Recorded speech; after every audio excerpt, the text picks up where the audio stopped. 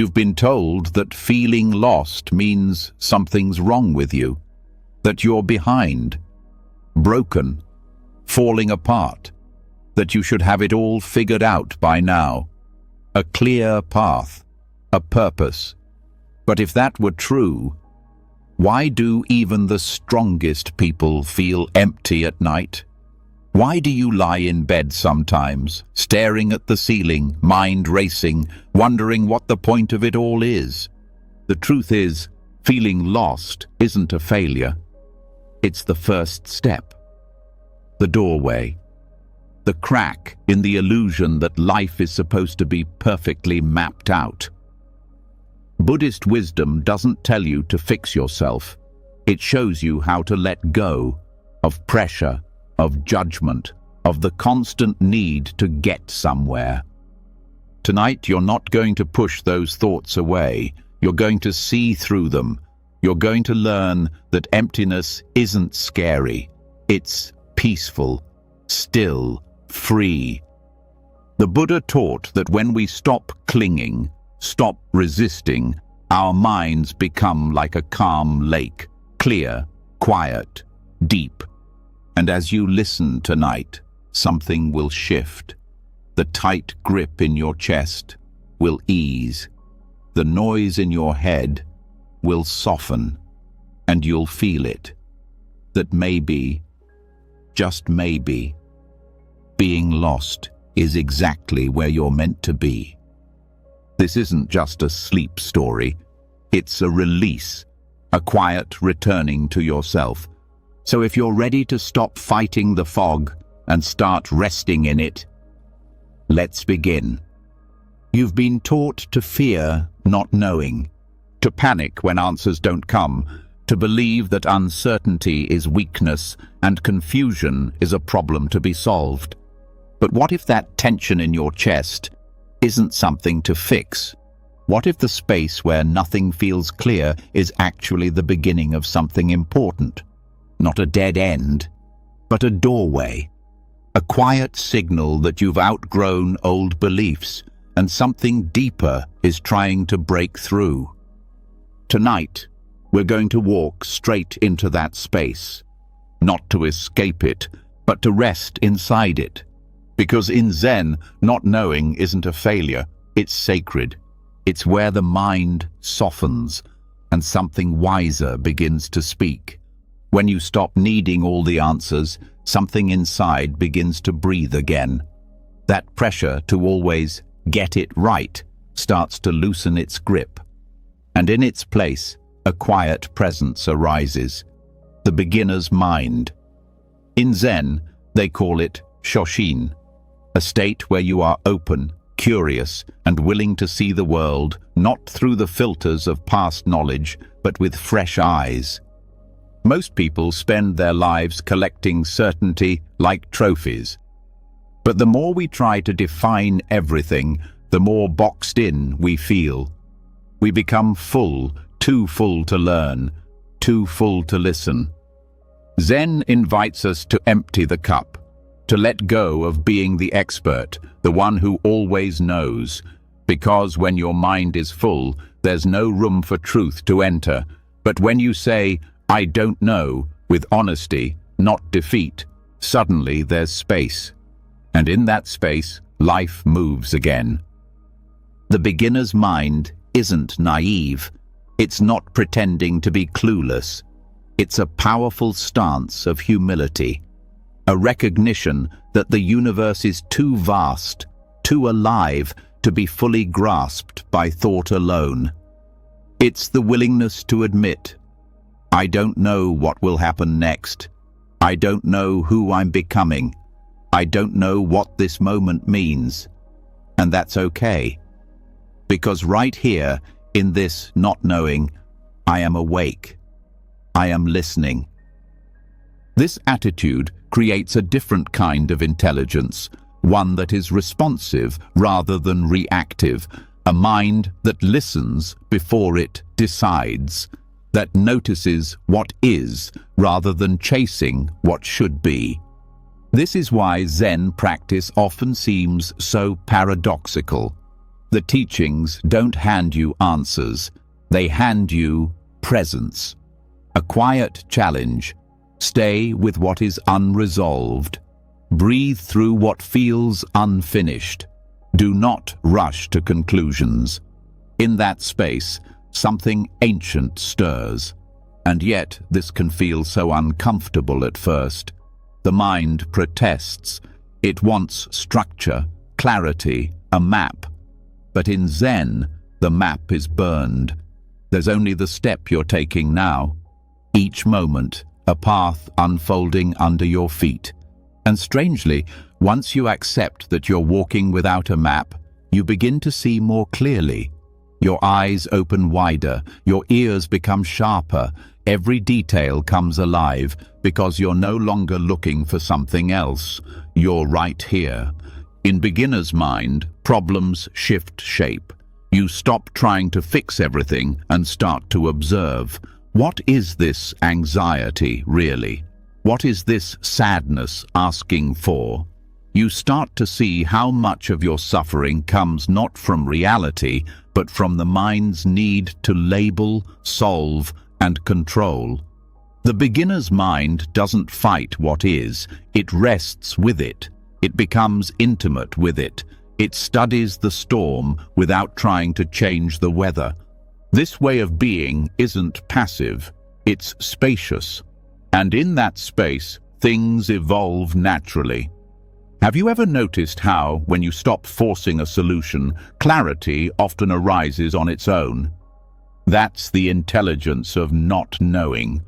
The insight that blooms when you're no longer choking the moment with analysis.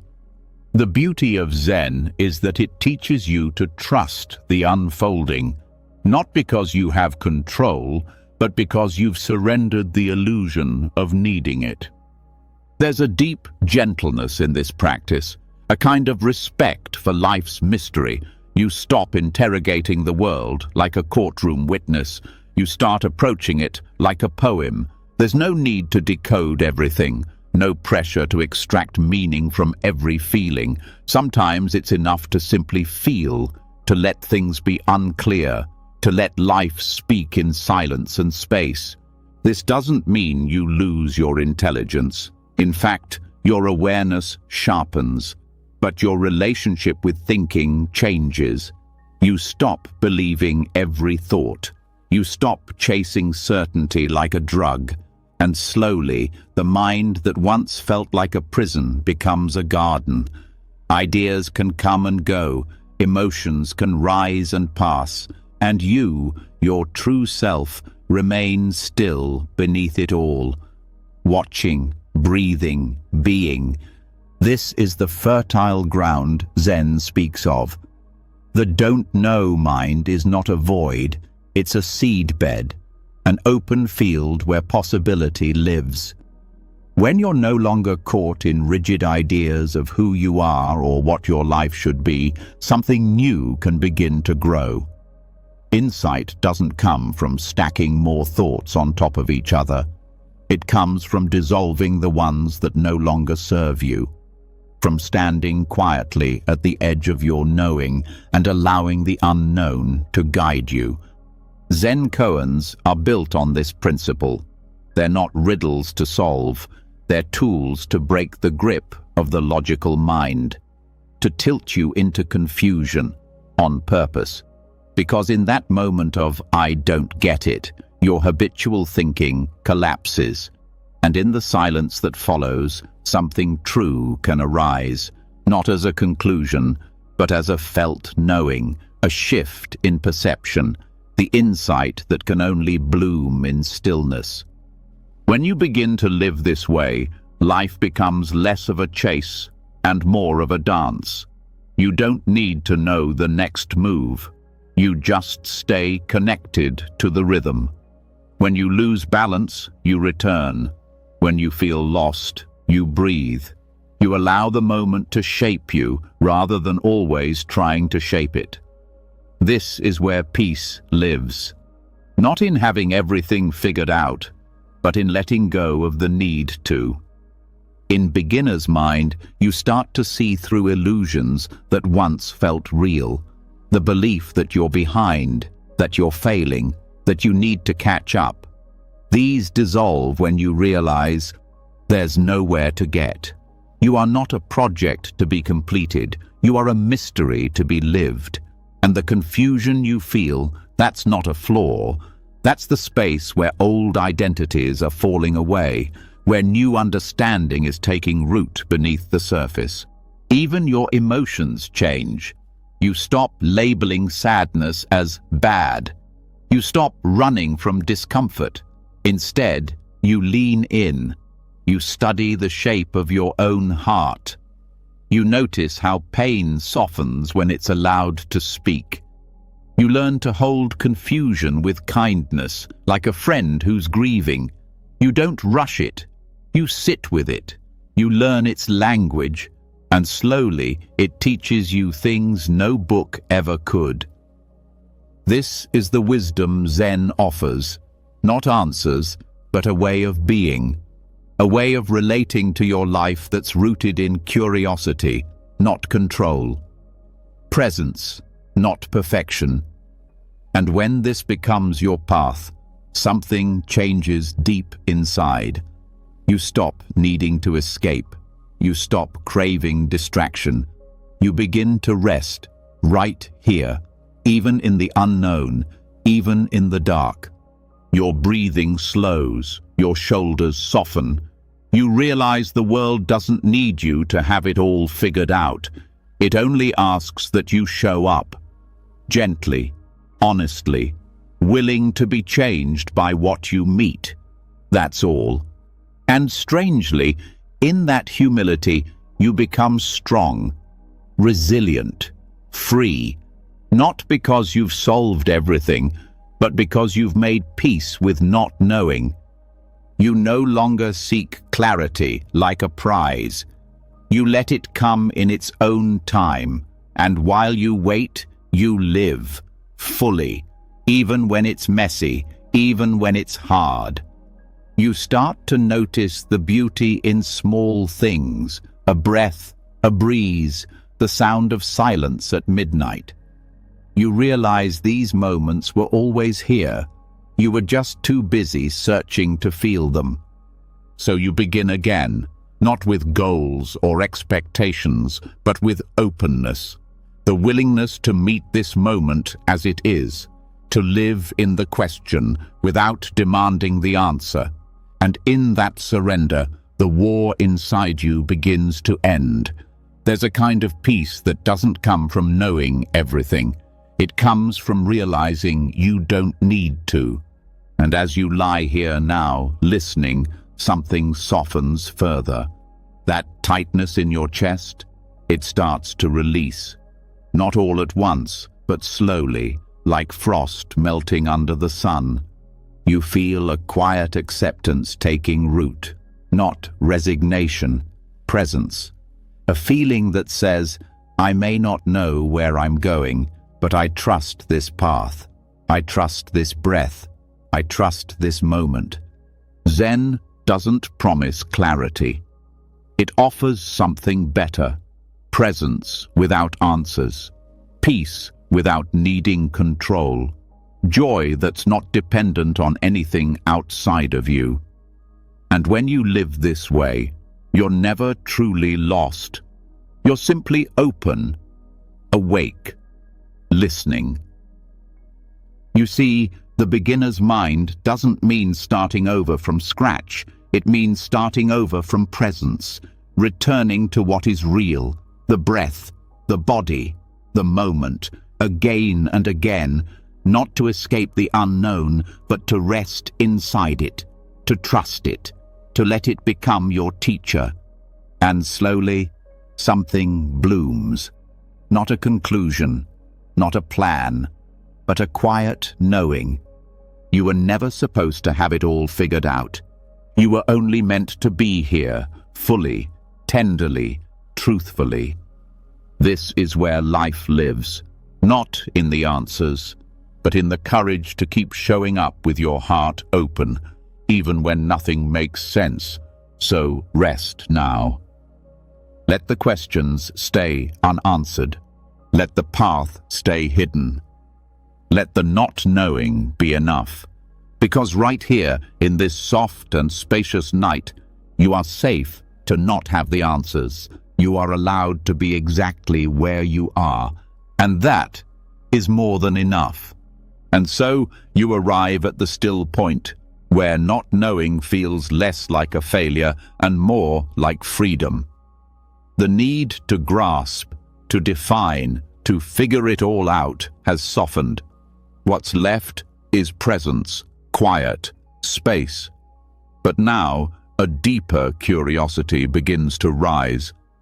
If you're no longer chasing clarity, then what is this journey you're on? If feeling lost is not a problem, then what is it pointing you toward? This is where an ancient Zen teaching begins to unfold, one that traces the mysterious path through confusion, discovery, surrender, and awakening. It's called the 10 Bulls, a set of images and verses passed down through centuries of Zen. Not just art, but a mirror for your own inner journey. And whether you're at the start, in the middle, or unknowingly near the end, this parable speaks to you, not through rules or doctrine, but through symbols, silence, and deep recognition. The 10 Bulls do not describe a straight path.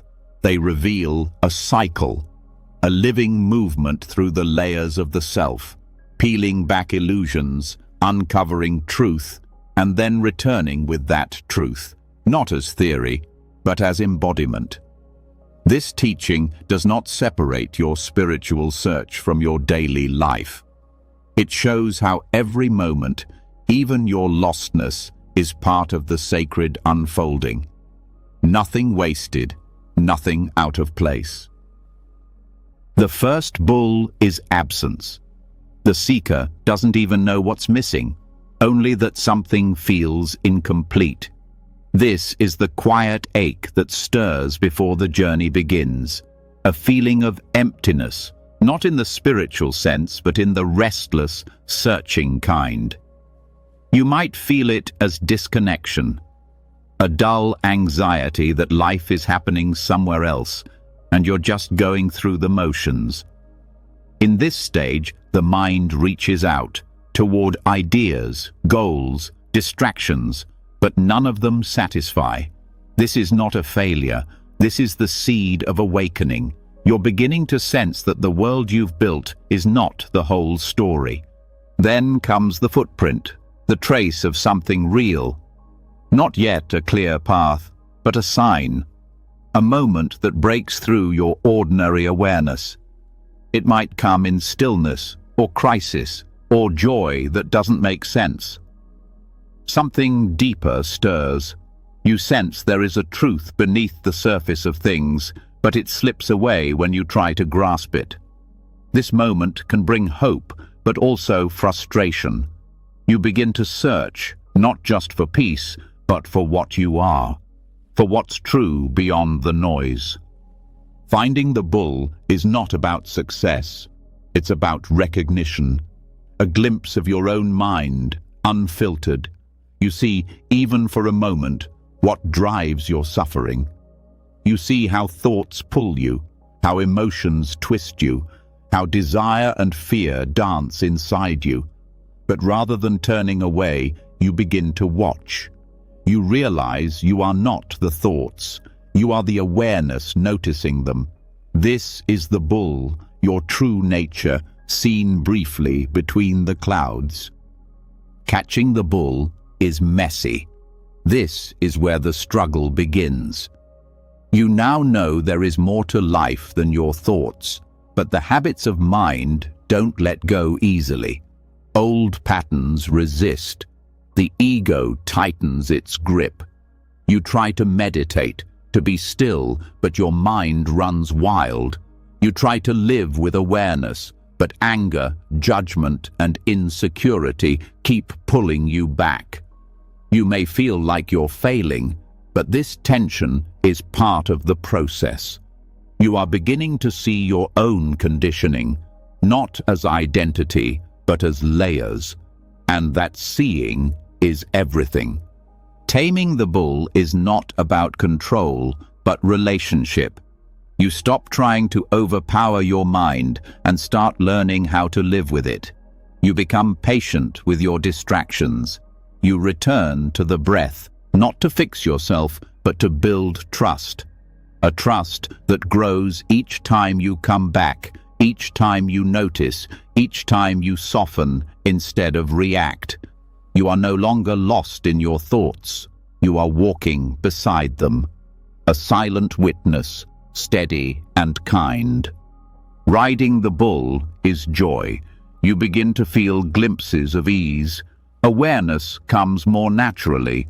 You find moments of peace that don't depend on external circumstances. You start to enjoy the simplicity of being. Not every moment is bliss, but your center is stronger. You are less shaken by the highs and lows. There is a quiet confidence, not ego, but presence. Life feels less like a battle and more like a dance. You are no longer seeking peace. You are beginning to live it. The bull disappears. This moment can be startling. The self you were trying to awaken is gone. There is no longer a division between seeker and sought. What's left is awareness itself, clear, empty, awake. There are no fireworks here, no grand enlightenment, just a simplicity that is so total it can be hard to explain. You realize that all your efforts to reach truth were only necessary to exhaust the effort itself. What you were looking for was always here, but now you finally see it. The self disappears. The separation between you and life dissolves. No more observer and observed. Only this. Only now. This can feel like floating in space. Free, but disorienting. The mind cannot hold this moment. There are no concepts that fit. You may feel awe. You may feel nothing. Both are valid. What matters is that the illusion of separateness has faded. You are not in the world. You are the world, the breath, the wind, the sound, the silence. There is nothing outside of you and no you apart from it. Returning to the source means returning to the ordinary. But everything is different. You chop wood, carry water, but now there is clarity. No need to seek. No need to name. You eat when hungry, sleep when tired, but your presence is total. You are not trying to be spiritual.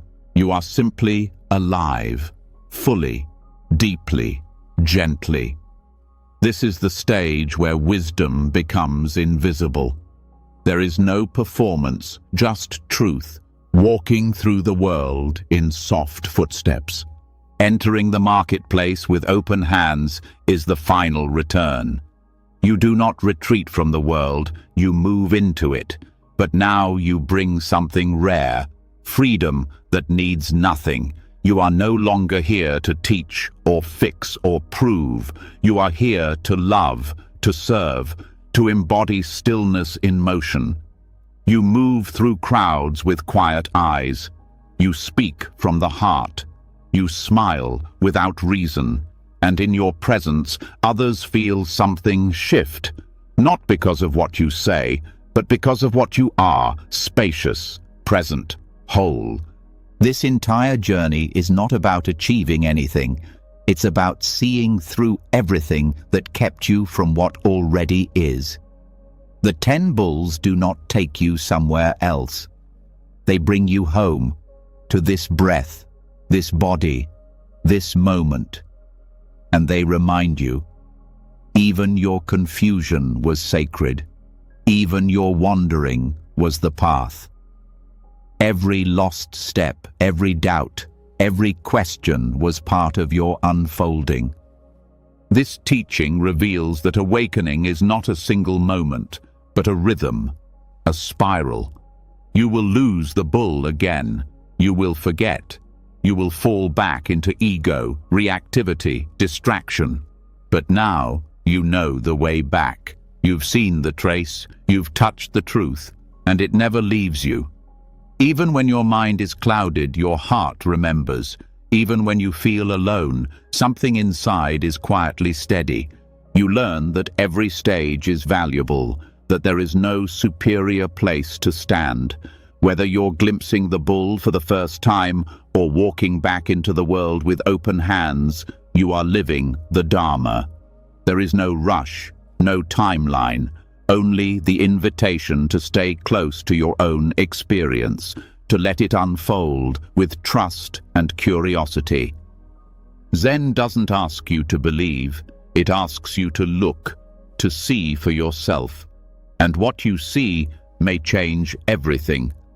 Because once you've tasted presence, even for a breath, you know there's something deeper than fear, deeper than identity, deeper than all the thoughts that cloud your sleep. The 10 bulls aren't just a map of spiritual awakening. They're a reminder that even when you don't know where you are not off course.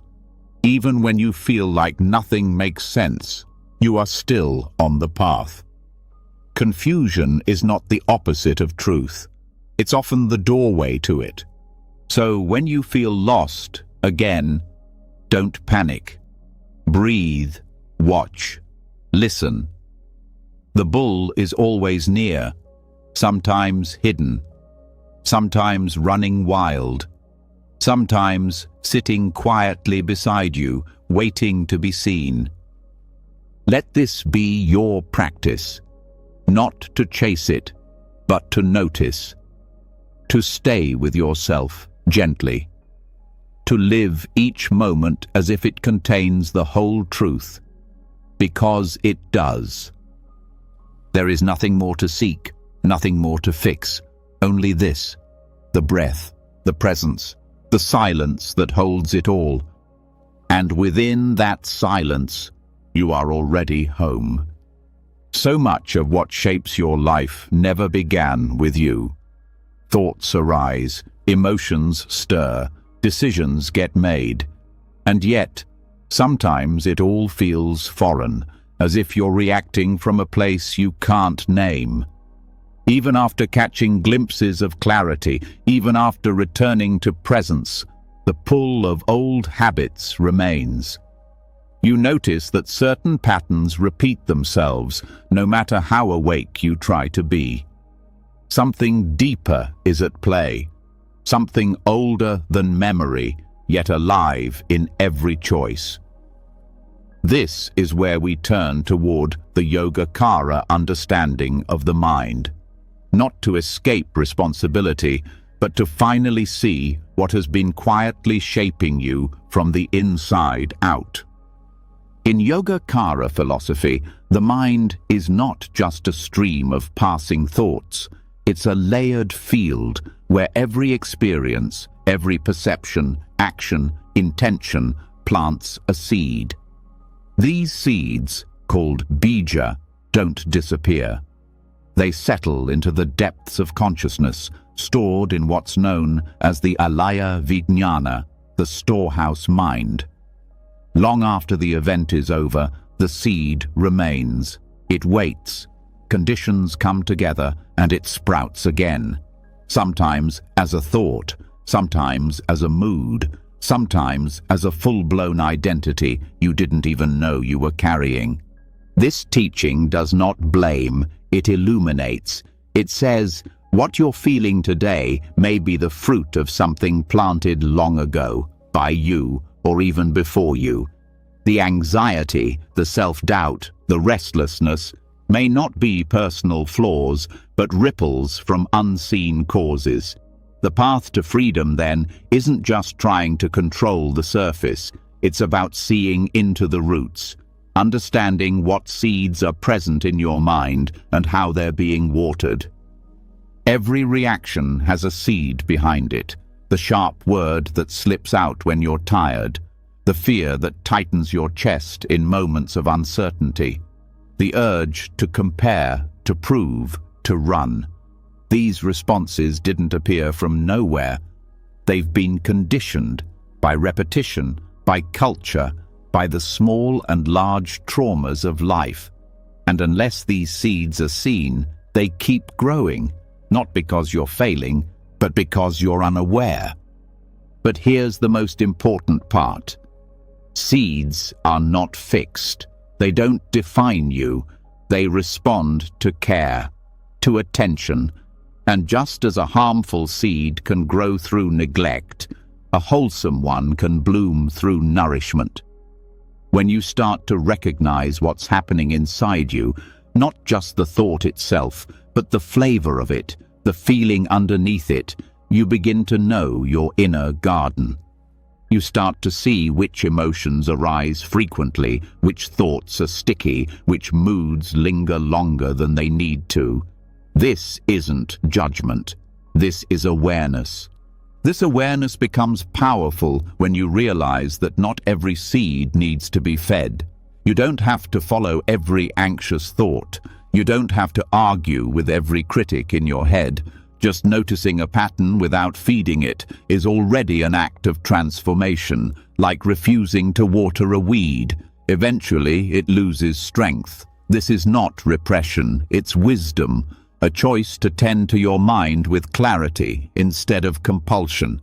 And the opposite is also true. You can feed what is beautiful.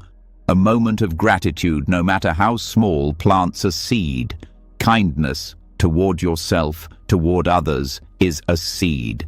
Every time you return to the breath, instead of reacting with anger, you plant presence. When you forgive, when you speak truthfully, when you pause before reacting, you're creating conditions for different outcomes. Even if it doesn't feel dramatic, it matters.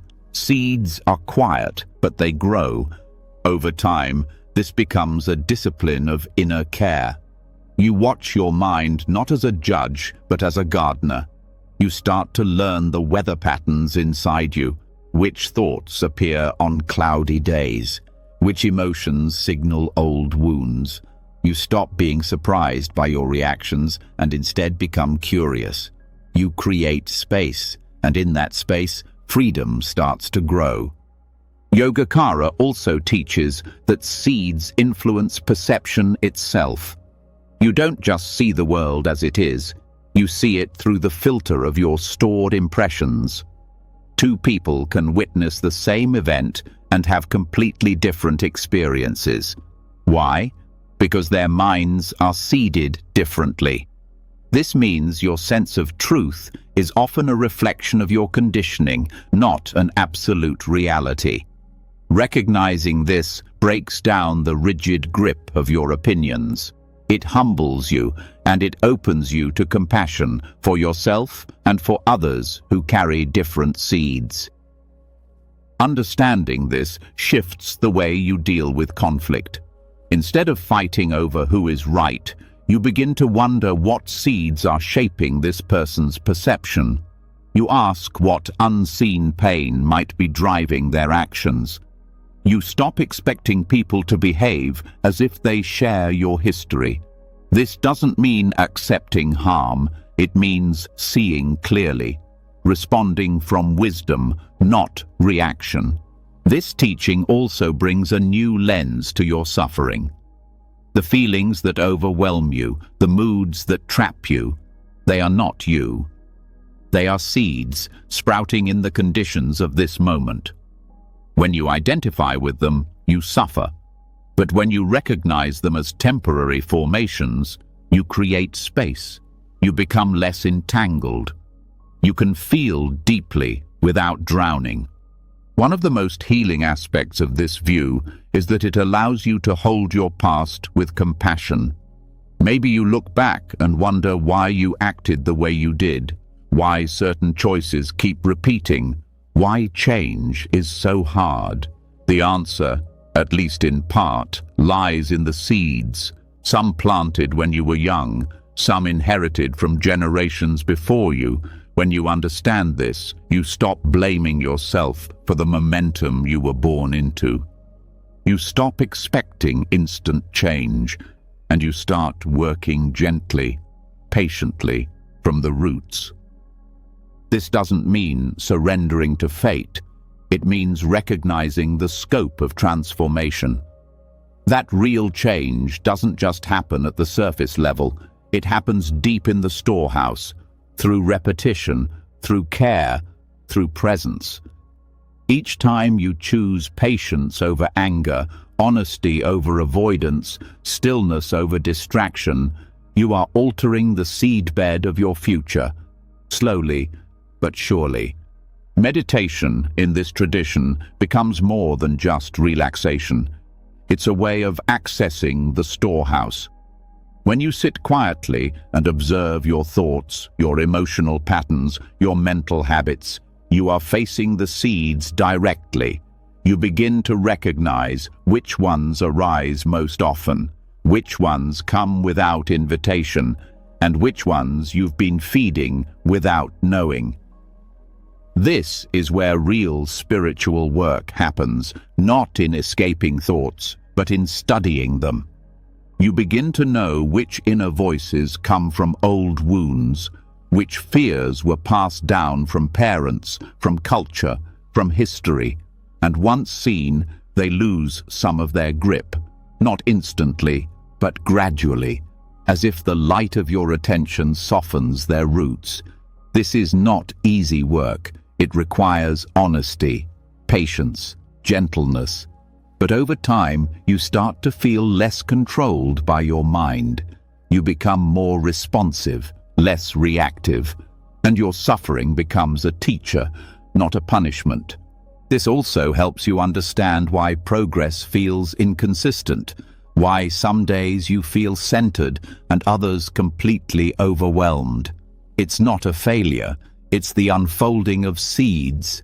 Different ones ripen at different times. A moment of peace can be followed by old anger, not because you're going backwards, but because another seed has come forward for your attention. The key is consistency, returning again and again, watering what is wise, not feeding what causes harm. And there's something else. Something subtle but deeply freeing. When you understand that seeds shape experience, you stop clinging to your highs and stop fearing your lows. You know both are temporary, that no mood defines you, that every emotion has a beginning, a middle, and an end. This gives you courage. You can meet discomfort without needing to fix it. You can meet joy without needing to hold it. You become more fluid, more balanced, more at peace. In relationships, this changes everything. You stop expecting perfection. You stop demanding that others never trigger your old wounds. Instead, you begin to see relationships as part of the transformation. They stir seeds, they bring them to the surface. And that discomfort is not failure, it's opportunity to see more clearly, to respond more wisely, to heal. Even the people who challenge you the most become part of your growth, not because they're right or fair, but because they show you what's still alive inside your own mind: anger, insecurity, attachment. These responses point to seeds still waiting to be tended. When you meet them with awareness, they begin to shift. Slowly, your inner world becomes less crowded, less noisy, and your outer relationships begin to reflect that change. This is the heart of transformation in Yogacara. Not a dramatic moment of awakening, but a steady rewiring of the inner field. Through daily choices, through inner listening, through remembering that every thought, every word, every action is a seed, and you are always planting something. So the question becomes, what are you watering? What are you feeding with your attention? Which patterns are you strengthening? Which habits are you beginning to question? These questions are not to shame you. They're here to guide you, to help you become more intentional, more aware of your power, because even in your lostness, even in the moments when you feel furthest from peace, you are still planting seeds. The way you speak to yourself, the way you breathe through uncertainty, the way you treat others when you're hurting. These are all seeds, and even when you don't feel strong, you can choose to plant what leads to freedom. This teaching brings you back to the long view, the patient view. You are not trying to fix your whole life overnight. You are tending a garden, one breath at a time, one choice at a time, one moment of presence again and again. And perhaps that is the most beautiful truth of all. That no matter how lost you feel, you are never too far gone. Because every moment is a chance to plant something new, something kind, something real. And with enough care, that small seed planted in darkness will grow, quietly, steadily, into light. And just like that, the seed is planted, quietly, with care. You begin to live from the inside out, not reacting to life, but responding from depth. The old conditioning doesn't vanish overnight, but you've seen it clearly, and that alone changes everything. Still, something deeper calls. Beneath the mind, beneath the patterns, beneath even the seeds, there is something else. Not a thing, not a goal, a space. Silent, vast, often misunderstood, but always here. It's not another idea to grasp. It's what remains when the grasping falls away. This is shunyata, emptiness, but not in the way the word usually feels, not void, not meaningless, not despair. Emptiness in Buddhism is not a hole, it's openness, a space without edges, a silence that's full of life. It's the absence of fixed form, fixed identity, fixed truth. And in that absence, something radical is revealed. You were never as solid as you thought. Nothing was. This realization is not meant to destroy meaning. It's meant to dissolve illusion. The illusion that things exist independently, permanently, from their own side. The belief that you are a fixed entity moving through a stable world. When you really begin to see this, the grip loosens. The stories, the roles, the labels, they start to float. And in their place, something softer arises. Presence, not defined, not explained, just known by its quiet. Many people fear emptiness because they think it erases the value of life. But that fear only comes from misunderstanding. Emptiness is not a denial of life. It's life without clinging. It's love without control. It's awareness without the need to name. What you lose in certainty, you gain in freedom. The kind of freedom that doesn't depend on the world behaving the way you want it to. When the mind rests in shunyata, it stops fighting for position. There is no longer a need to be right, to win, to protect an identity. Without the walls of me and mine, there is less to defend, less tension, less fear. You begin to meet each moment not with conclusions, but with openness. Not trying to hold anything still, just being with what is.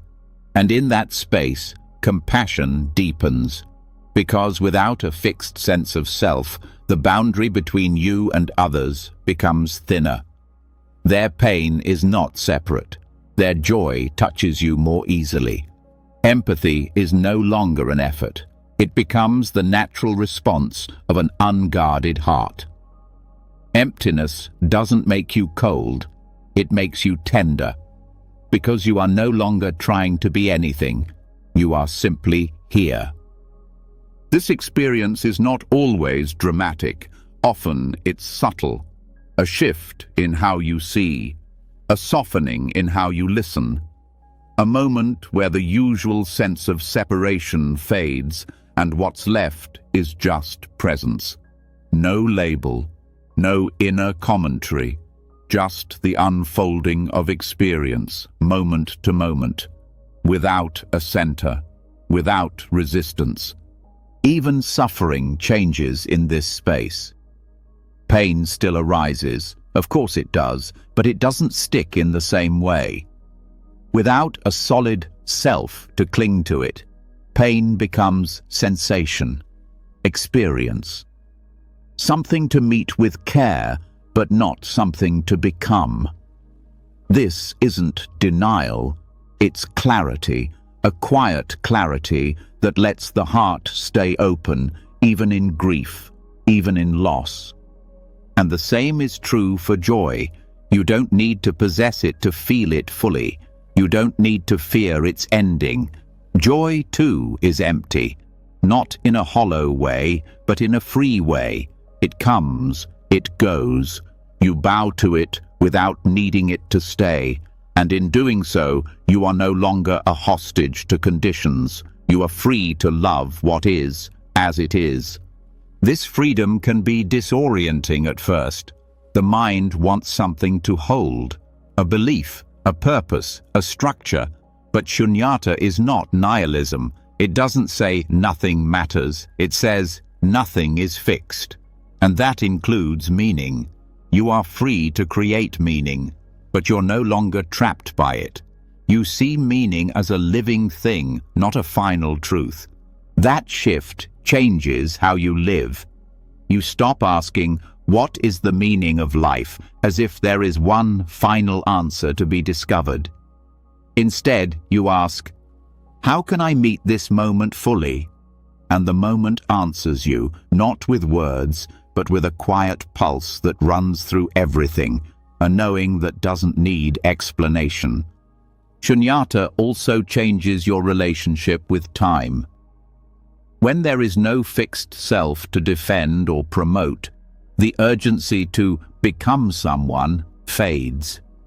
You're no longer rushing toward a future identity. You begin to relax into the present, not because you're giving up, but because you're waking up. You start to see how much of your suffering came from trying to hold on to what was never yours to keep. In this space, death itself begins to feel different, not as a final failure, but as part of the unfolding. The ego fears death because it believes it is the end. But shunyata reveals that what you are has no fixed beginning or end. What dies is the story. What remains is the space where all stories begin and dissolve.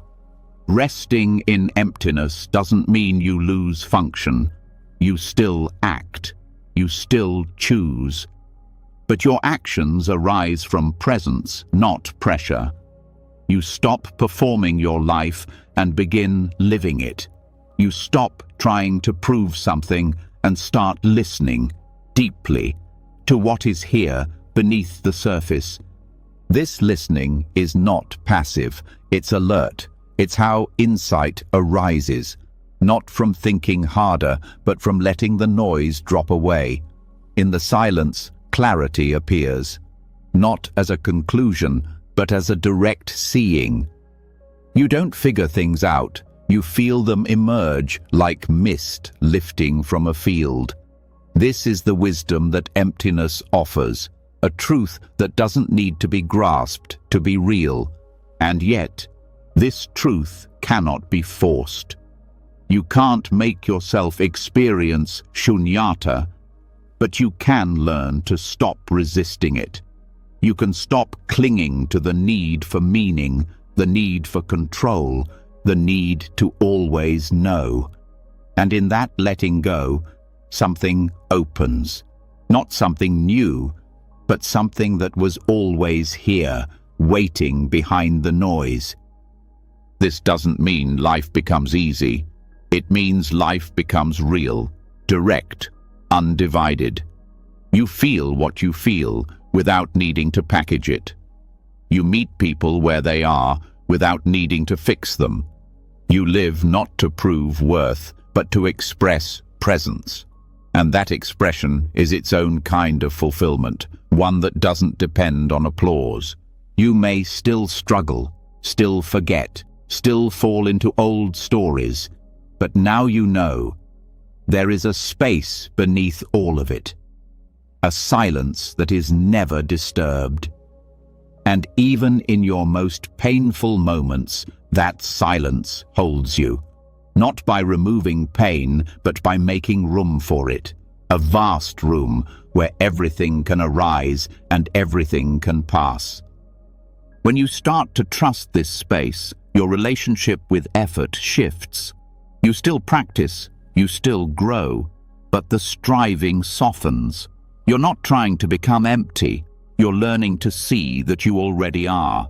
And in that emptiness, nothing is missing, because nothing is fixed, because everything is alive. This is not a cold truth, it's a warm one. Emptiness is what allows connection. Without fixed borders, life flows. Without rigid definitions, love becomes expansive. Without the need to defend your identity, you become available to others, to change, to truth. Not because you've given up on self, but because you've seen through it. And this seeing brings peace. Not the peace of comfort, but the peace of openness, of not needing to hold everything together, of trusting that the ground beneath your feet doesn't have to be solid for you to walk. That life doesn't have to be understood for you to belong. This is shunyata, not a concept, not a belief, a lived reality, a space that can hold your joy, your grief, your uncertainty, your beauty. A space that asks nothing from you, but that offers everything, once you stop trying to possess it. So you rest, not in answers, not in identities, but in the absence that holds it all, the absence that is not empty of life, but empty of struggle, empty of should, empty of comparison. In this emptiness, you are full of presence, of possibility, of quiet truth. And from that place, everything you do becomes different, softer, freer, less bound by outcome, more rooted in presence. And that presence is enough. Always has been. Because when you stop needing to make meaning, life shows you meaning in ways you never expected. Not through certainty, but through awe. Not through explanation, but through intimacy. The kind of intimacy that needs no words, just space, just breath, just now. So you rest, not needing to explain anything, no longer chasing solid ground.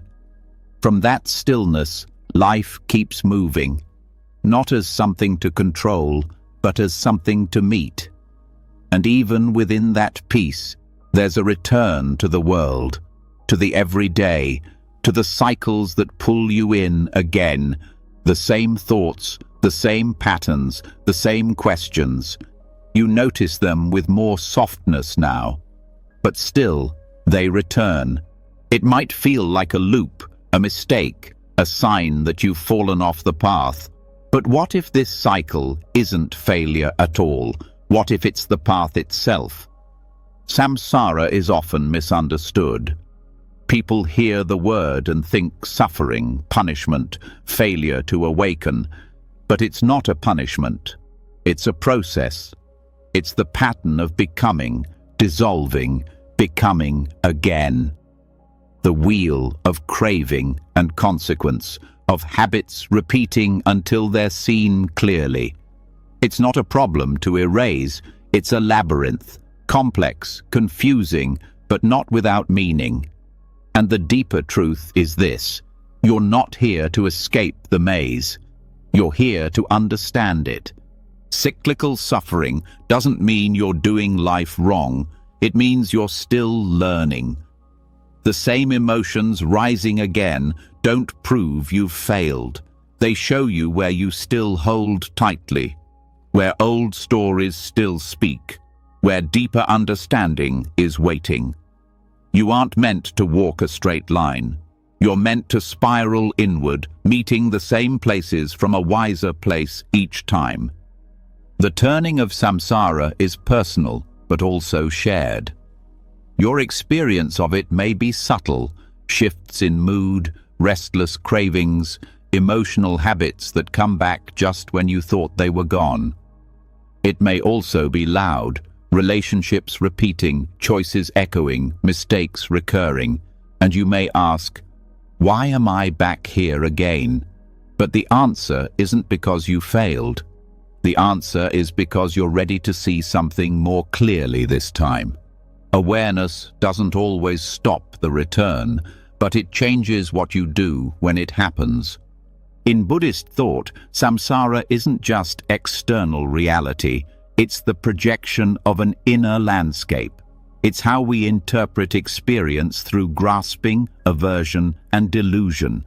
These aren't sins, they're misunderstandings. You grasp what you think will make you whole. You push away what you fear will hurt you. You forget the emptiness of it all and try to make it solid. And this is how the cycle keeps turning.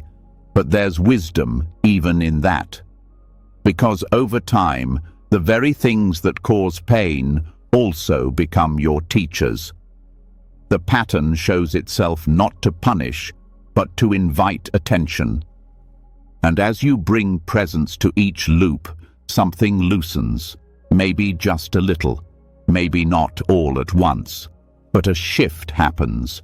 You catch the craving before it turns into clinging. You feel the anger without letting it define your actions. You notice the fear, but choose to stay open anyway. In this way, samsara becomes a teacher, not because it's gentle, but because it's honest. It reflects you to yourself again and again until you see through the illusion. The pattern isn't random, it's precise. Every moment arrives shaped by the seeds you've planted, the conditions you've created, and this includes the conditions you're no longer fueling, the ones you've begun to outgrow. The wheel doesn't turn forever in the same way. It shifts with your attention. This makes your practice not just about stopping pain, but about seeing pain clearly. You begin to understand your suffering as feedback, not punishment. It tells you where you're still holding on, where you've believed something false, where you've turned away from your own wisdom. You don't need to fight this. You need to listen, because hidden in the confusion is the clue, the thread, the path. The maze becomes less threatening when you stop expecting a straight exit, when you learn to sit down right where you are and study the walls, the echo, the rhythm. Samsara doesn't require panic. It asks for presence, a willingness to be where you are, even when it's messy. Especially then, because that's when the most subtle insights come. These insights are rarely loud. They arrive as shifts in how you respond. The craving arises and you pause. The thought repeats and you don't believe it. The feeling floods your chest and you meet it with breath instead of blame. These moments may seem small, but they are everything. Each one turns the wheel in a new direction. Each one creates space, and in that space, the cycle begins to dissolve. The idea isn't to escape life. The idea is to live with more clarity, to stop spinning from reaction and begin moving with intention. This doesn't mean you never suffer. It means suffering no longer defines you. You don't build your identity on it. You don't let it drag you blindly.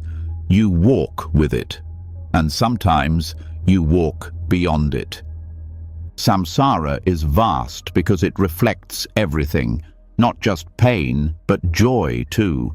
And even joy can become a loop when it's clung to. when it becomes another form of grasping. That's why even beauty must be met with balance, with awareness. You enjoy the moment, but you don't try to freeze it. You let the joy rise and fall like the breath, full and then empty again, nothing to hold. This is what softens the edge of repetition. When you stop expecting things to stay the same, you suffer less when they change. When you stop believing the story of again, you start to see now. And in now, nothing is repeating. Even the same thoughts, the same emotions, they're never truly identical. They are new waves on a familiar shore. What's different is how you greet them. This greeting becomes your practice. You stop asking, "Why is this happening again?" and instead ask, "How can I meet this freshly?" And that changes everything. Because in samsara, it's not what happens that matters most, it's how you relate to it. The moment you stop reacting in the old way, you create a gap, and in that gap, insight is born. The insight may be wordless, it may not arrive as understanding, it may simply be peace. The sense that you no longer have to fix anything. You're here, you're breathing, you're witnessing the wheel turn, but you're not trapped inside it. You're aware of the movement without being moved by it. That's liberation, not escape, but intimacy with what is. Samsara, seen this way, becomes less of a prison and more of a mirror. It shows you what you haven't fully met yet, where you still resist, where you still forget your own nature. And that forgetfulness is not wrong. It's part of the unfolding. The forgetting leads you to the remembering. The falling leads you to the rising. Nothing is wasted. This is why every return to the same place can be a deeper descent, not a failure. The pattern might look the same, but your awareness isn't.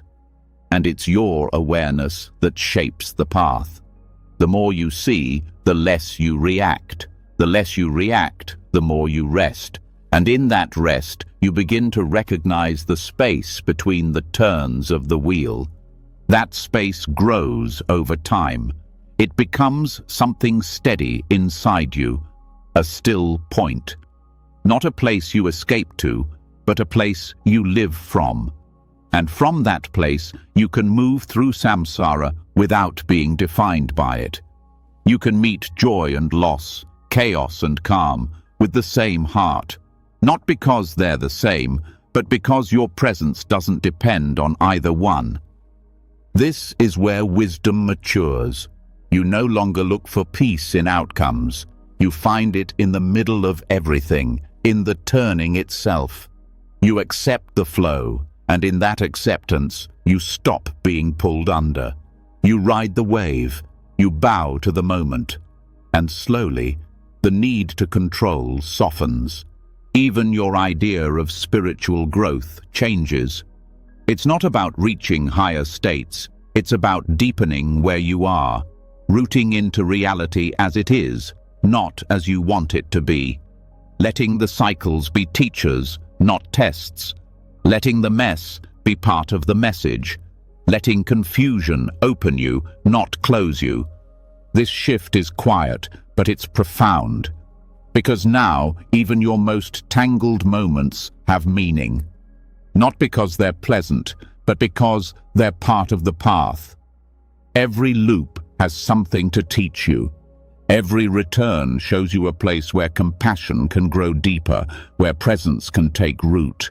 And the deeper you go, the more you begin to see that samsara and nirvana are not two separate places. They're two ways of seeing the same world. One is seen through craving and fear, the other through clarity and acceptance. The outer world doesn't change, but your relationship to it does. And that changes everything. You start to live differently. Less urgency, less comparison, more space, more care. You stop trying to get somewhere, and instead you arrive, again and again, fully, even in discomfort, even in doubt. You let life shape you without distorting you. You let the path take time, because it's not a race, it's a return, over and over, until even the return feels like home. And when you fall again, and you will, you fall with awareness. You fall more gently. You don't spiral into shame. You touch the ground, breathe, and rise. Because now you know, the labyrinth is not a mistake. It's a mirror, and the path through it is made by how you walk it, with presence, with honesty, with a heart willing to stay, not to escape, not to win, but to understand. And through that understanding, to be free. You begin to see that even the return holds wisdom, that each turn through the labyrinth is a call to look more closely, not to escape. Nothing is wasted, not even the pain, especially not the pain. Because in the moments you try hardest to resist, to run, to hide, something old appears, something many have met before you, that voice, that pressure, that doubt, the one that shows up not to comfort, but to challenge. In Buddhist tradition, this presence has a name, not to blame, but to recognize, Mara, often misunderstood as evil, as the enemy. But what if Mara isn't just here to tempt or destroy? What if Mara is the mirror you've been avoiding? Mara appears in many forms, not always dramatic, sometimes as boredom, as self-pity, as the thought that you'll never be enough, sometimes as ambition dressed in spiritual language, other times as the voice that says you've already failed, so why bother continuing? Mara doesn't need horns or fire. Mara uses your own mind. Doubt, desire, fear, fatigue, each one a thread he weaves into your thoughts until they feel like truth. But they are not truth. They are invitations, not pleasant ones, but necessary. The Buddha didn't conquer Mara by force. He didn't banish him with violence. He did something more radical. He saw him, named him, and stayed. Over and over Mara would appear, trying to push the Buddha off his seat under the Bodhi tree. And each time the Buddha would simply say, "I see you, Mara.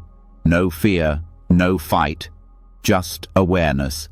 And Mara would vanish, not because he was destroyed, but because he was no longer hidden. This is the key. Mara operates in shadows, in avoidance, in the stories you don't want to question. The more you run, the stronger he seems. But when you turn toward him, without panic, without judgment, his shape begins to dissolve. Because Mara thrives on unconsciousness. He feeds on unexamined beliefs. Once you bring light to them, they lose their grip. Not instantly, not easily, but steadily. Recognizing Mara in your life begins with honesty. Noticing when thoughts turn heavy, urgent, sharp. When fear begins to dictate your choices. When your mind whispers that you're alone, unloved, incapable. These moments aren't random. They're thresholds, points of testing, yes, but also of revelation. Mara doesn't appear to end your path. He appears at the edge of growth, right when you're about to let go of something old. Many people think the spiritual journey is about peace and light, but often the doorway to truth is guarded by discomfort. Mara is that discomfort. The doubt that comes right before you step into a new way of being. The temptation to return to what's familiar, even if it hurts. The urge to numb, to blame, to quit. Not because you're weak, but because something inside you is being confronted, and it doesn't want to change. But change doesn't come from force, it comes from clarity, from sitting with your confusion instead of trying to silence it, from meeting your resistance not with shame, but with curiosity. What is this thought protecting? What part of me still believes I am not enough? What would happen if I didn't believe this voice?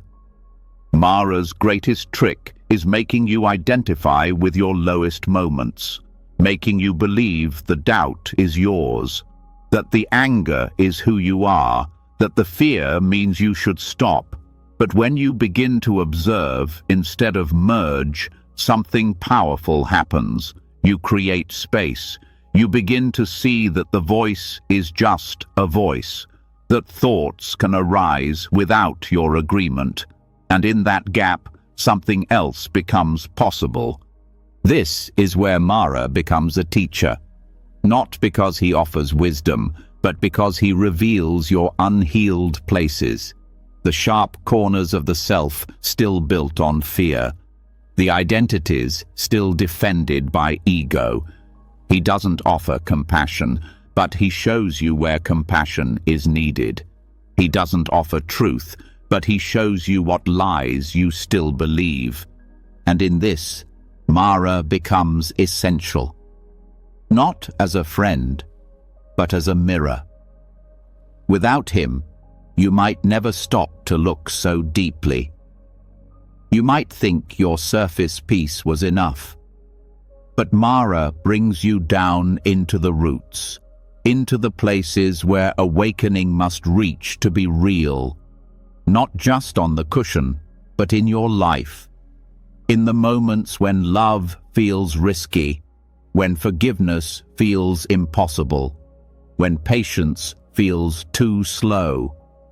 Mara teaches through disruption, through the thoughts that shake you, through the feelings you don't want to feel, but his presence means something is alive in you. Something is shifting. If there were nothing to awaken, Mara would have no reason to come.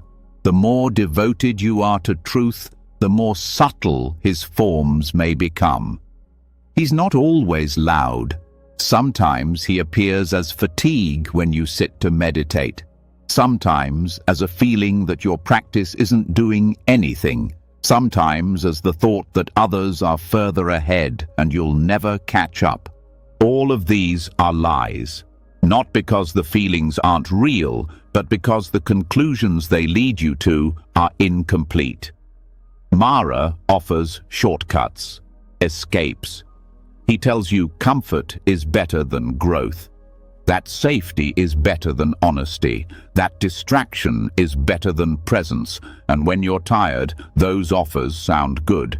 But if you listen closely, you'll notice something hollow in them, something that doesn't satisfy. That's the clue. That's when you know it's not truth speaking. Truth speaks differently. It doesn't rush. It doesn't shame. It waits. Quiet. Constant. Underneath the noise. And when you stop reacting to Mara, you can hear it again. Not in grand answers, but in breath, in stillness, in the part of you that knows what matters even when your mind forgets. This is how you stay, not by pushing Mara away, but by not letting him sit in your center. You welcome him, name him, and keep your seat. The thoughts may still come, the emotions may still flood, but your relationship to them changes. You stop fighting them as enemies. You meet them as signals. Something has been triggered. Something is rising, not to harm you, but to be seen. This seeing is the beginning of freedom. It's not about removing discomfort. It's about learning how to stay with it, to see what it reveals, to recognize that Mara never arrives without bringing the chance to deepen your practice, to clarify your path, to recommit to what matters. Mara may whisper, "This is too hard." He may offer 1,000 reasons to quit, but you don't have to believe him. You can bow to him with kindness and stay seated. The storm may rage, the mind may twist, but your awareness can remain open. That's how the Buddha responded, not with force, but with presence. And this is what you're cultivating. Not just peace, but strength. Not just insight, but resilience. The ability to face what scares you without running. The courage to stay when it would be easier to escape. The wisdom to know that even your darkest moments are part of the path, not detours, not failures, but necessary ground. This is not easy. It asks more of you than you think you have. But that's where the gift lies. Because each time you meet Mara and stay, you discover something new in yourself. Something that was always there, waiting to be uncovered by your refusal to look away.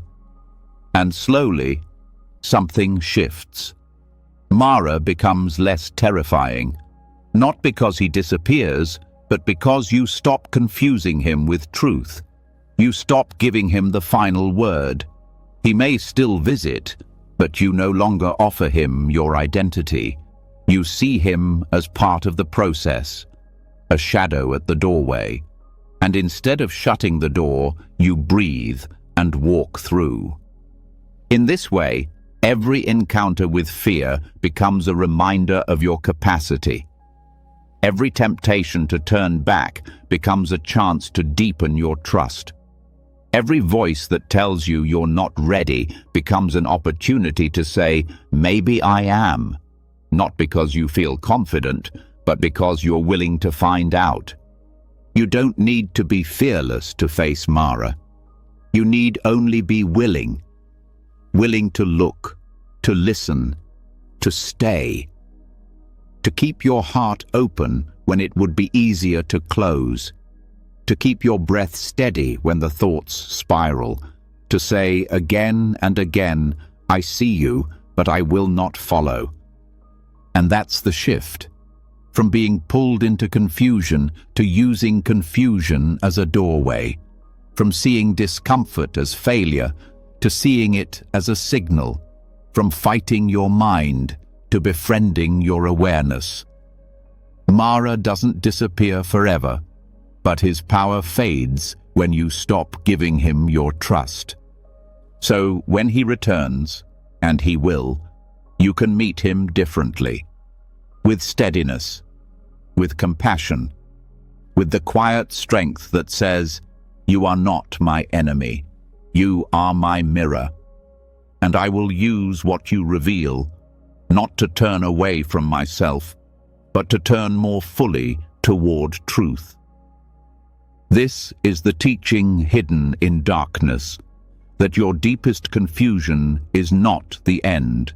It is the place where awakening begins, not because you rise above it, but because you enter it fully with eyes open. And in that brave seeing, Mara loses his throne, not through defeat, but through your refusal to abandon yourself. Even when you see through Mara, even when you stop letting fear dictate your steps, something inside still reaches. It wants certainty, it wants proof, it wants the final answer that will make it all make sense. But after the doubt and the tests, after the resistance and the breakthrough, there comes a quieter threshold, one that doesn't demand anything from you, one that doesn't speak in words or give you formulas, and it waits patiently beneath your searching. This is where the teachings shift. This is where the silence of Vimalakirti begins. He was not a monk, not a sage who lived in seclusion. He was a layperson, a householder, someone who walked through the noise of the world. But his clarity cut deeper than scholars, deeper than arguments. And when the most revered disciples were sent to question him, he answered in a way that shattered categories. He said nothing. Not out of ignorance, not out of evasion, but because silence was the only response that matched the depth of the question.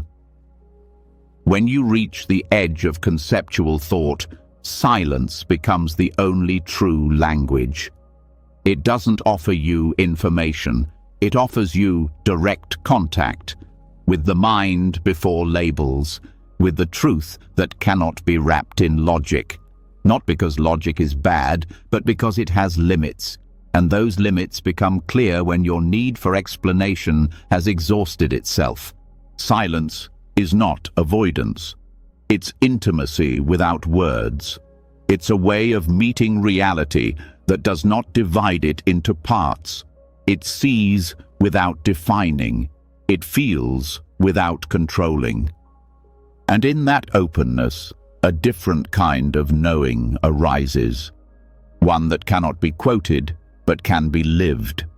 One that cannot be captured, but can be trusted. This kind of silence is not the absence of sound, it's the absence of struggle. It's what remains when the mind stops demanding resolution, when it no longer insists that every feeling be explained, every experience labeled, every question answered. In this space, the need to fix dissolves. You stop measuring your progress. You stop performing your path. You simply rest in what is here. The silence Vimalakirti offered wasn't passive. It was a response more powerful than debate.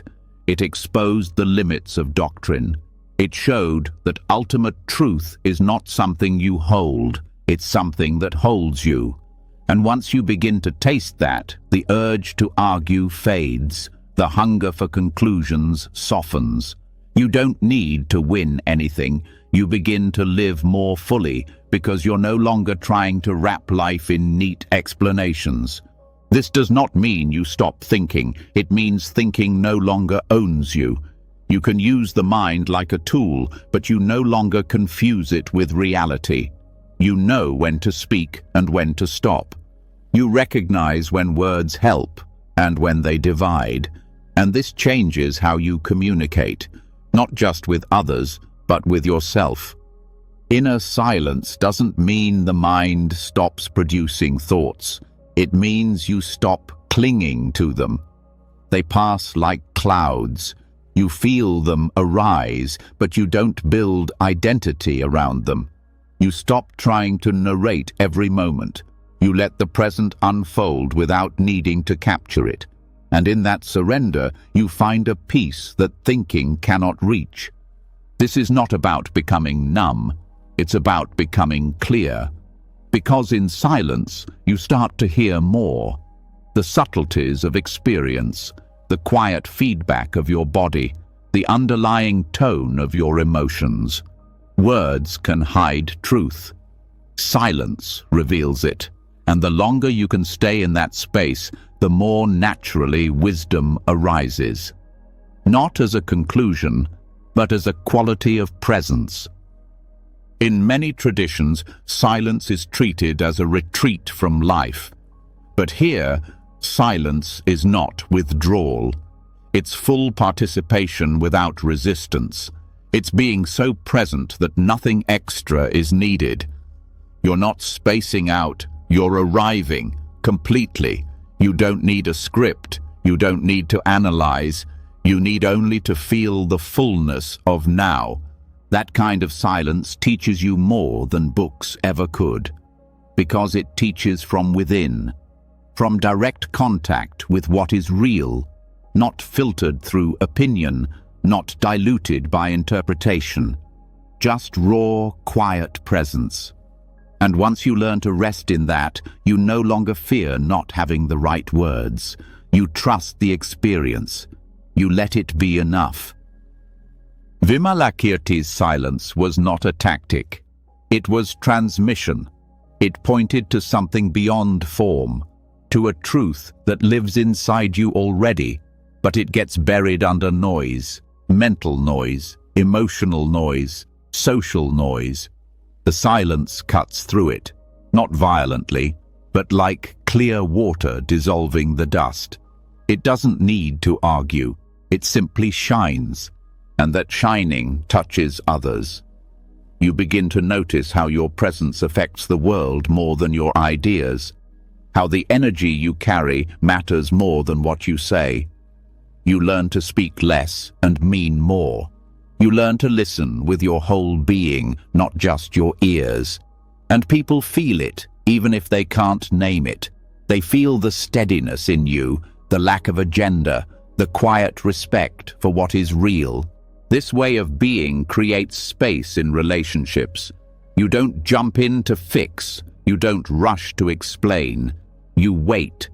You hold space for others to find their own wisdom. You trust that truth doesn't always need your defense, that sometimes the best answer is your full attention. Even in your inner life, this changes things. When pain arises, you stop dissecting it. You feel it fully without needing to describe it. You let it move. When joy arises, you let it glow without trying to hold it still. Silence gives everything room to breathe, and from that breath, insight blossoms. This silence is not fragile. It's strong. It can hold your confusion, your doubt, your grief. It can hold joy without turning it into a goal. It doesn't need certainty to be steady, and that steadiness becomes your ground, especially in moments when nothing makes sense. You may find that your spiritual path begins to simplify. You no longer chase mystical experiences. You stop collecting philosophies. You return to the basics: breath, body, presence. You realize that truth isn't something you arrive at. It's something you recognize, and that recognition happens in stillness. This stillness is not always peaceful at first. It can feel raw, exposed. You may see things you've avoided. You may feel the echo of pain that words once protected you from. But if you stay, if you breathe, that rawness becomes clarity. You stop defending yourself from life. You let it meet you. And in that meeting, something shifts. You don't need life to explain itself. You trust its rhythm. You let it unfold without needing control. You listen more, react less. You ask fewer questions, not because you've given up, but because you're learning to let the answers arrive in their own time. You start to see that silence is not a pause between truths. It is a truth. A living, breathing field where everything finds its place. Not fixed, but fluid. Not static, but full of possibility. And in that field, you begin to live differently. You don't need to name every stage of your growth. You don't need to prove your insights. You carry them like a lamp in the dark, quiet, steady, enough. You meet life as it is, without needing it to reassure you. You stop performing and start being, fully, without decoration. And others feel it. They may not understand what's different about you, but they feel the stillness, the non-reactivity, the depth. And in that depth, they find space for their own reflection. Your silence becomes an offering, not of answers, but of permission, to slow down, to feel, to be. The teachings of Vimalakirti aren't about techniques, they're about presence. They invite you to stop searching for the perfect path and instead inhabit the truth that's already here, to meet each moment without needing to speak over it, to let silence do its work. And that work is ongoing. It's not a state you reach, but a practice you return to, a space you keep clearing so life can speak through you, not loudly, not dramatically, but truthfully. So when the noise returns, and it will, you remember, you don't need to silence the world. You only need to rest in the silence that holds it all, not as an escape, but as a foundation, not to turn away, but to turn inward. where the deepest truths do not shout. They wait, they breathe, they hold. And in that quiet holding, you find everything you were seeking, not in the answer, but in the space that no longer needs one. The silence doesn't end. It simply deepens into something wider, something that no longer separates this moment from the next, or this breath from the world around you. Stillness reveals something more than peace. It shows you connection. Not connection as a theory, but as direct experience, the sense that nothing stands alone, that every movement, thought, sound, and pause is part of a larger whole. And suddenly, even your feeling of being lost doesn't isolate you. It places you within a vast, living network, a pattern beyond comprehension, but not beyond presence. This is where the Avatamsaka Sutra begins to speak. It does not speak in commandments. It paints visions, layered, infinite, interwoven worlds, each one reflecting all the others. A single leaf contains galaxies. A single thought ripples through time. The text does not try to make sense in the way the linear mind demands. It expands your sense of what's possible. It opens you to a world where your life is not separate from anything else, where everything you touch, feel, think, and do exists inside a net of boundless reflection. This teaching isn't meant to overwhelm, it's meant to reorient, to shift your perspective from separation to total intimacy. Because when you're caught in confusion, it's easy to feel like you've stepped off the path, as if there's a map you've failed to follow. But the Avatamsaka reveals there is no single path. There are infinite threads, and they all meet. Every step you take, no matter how uncertain, intersects with countless others. You are never outside the web. Even your detours belong. In this vision, a single action holds weight far beyond its appearance. A kind word, a silent prayer, a simple pause before reacting.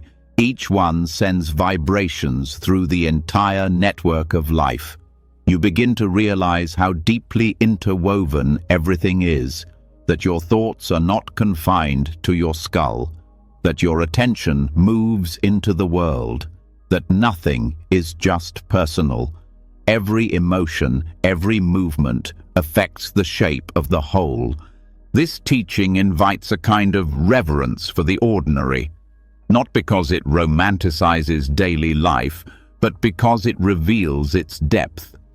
Washing a bowl becomes sacred not through ritual, but through awareness of its place in the total fabric of existence. The bowl, your hand, the water, the intention behind the movement, all of it reflects the entire cosmos. The sutra does not separate the spiritual from the physical. It brings the sacred into every detail. You begin to see that being lost is not a problem to solve.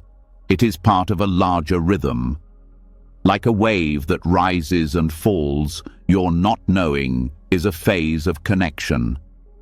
You may feel disconnected, but the web holds you. It does not need you to understand it.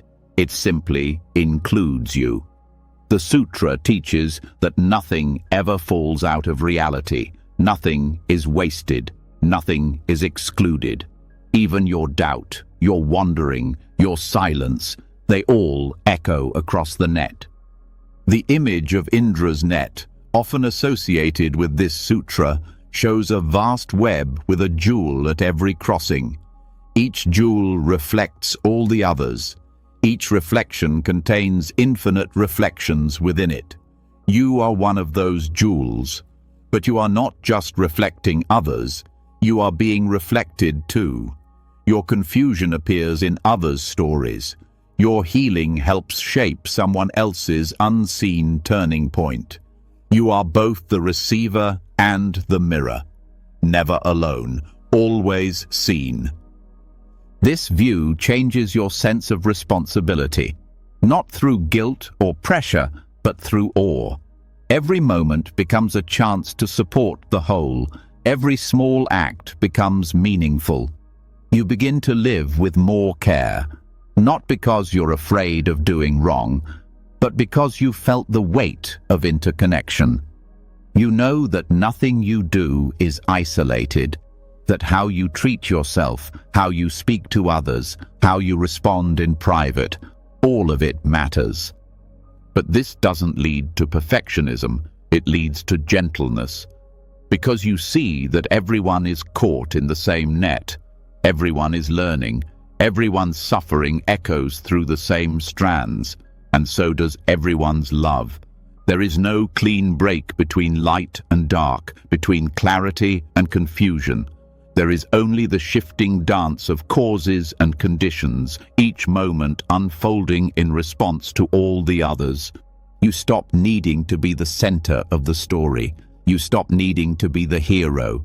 You let go of the illusion that your journey must stand out to be real. Instead, you begin to feel the beauty of your smallness, not as insignificance, but as part of something vast and shared. Your experience matters precisely because it is not separate. And the moment you stop isolating it, it becomes medicine. For you and for the whole. This medicine spreads not through effort, but through presence. When you sit with your sadness fully, it ripples as permission for others to do the same. When you breathe through your fear with tenderness, you help soften the edge of fear in the collective. The Avatamsaka Sutra doesn't promise you control, it offers you belonging, a sense that what you are matters not because of your success, but because of your sincerity. Even suffering viewed through this lens becomes relational. Pain is no longer punishment. It is a vibration moving through the net, shaped by countless unseen forces. Your task is not to resist it, but to hold it with presence, to let it pass through you without closing. And in doing so, you heal more than just yourself. You make the net more transparent, more compassionate, more whole. This teaching doesn't require belief, it asks for attention, for the willingness to see things not as separate events, but as reflections, to see your relationships, your habits, your thoughts, not as isolated experiences, but as conversations between countless layers of existence.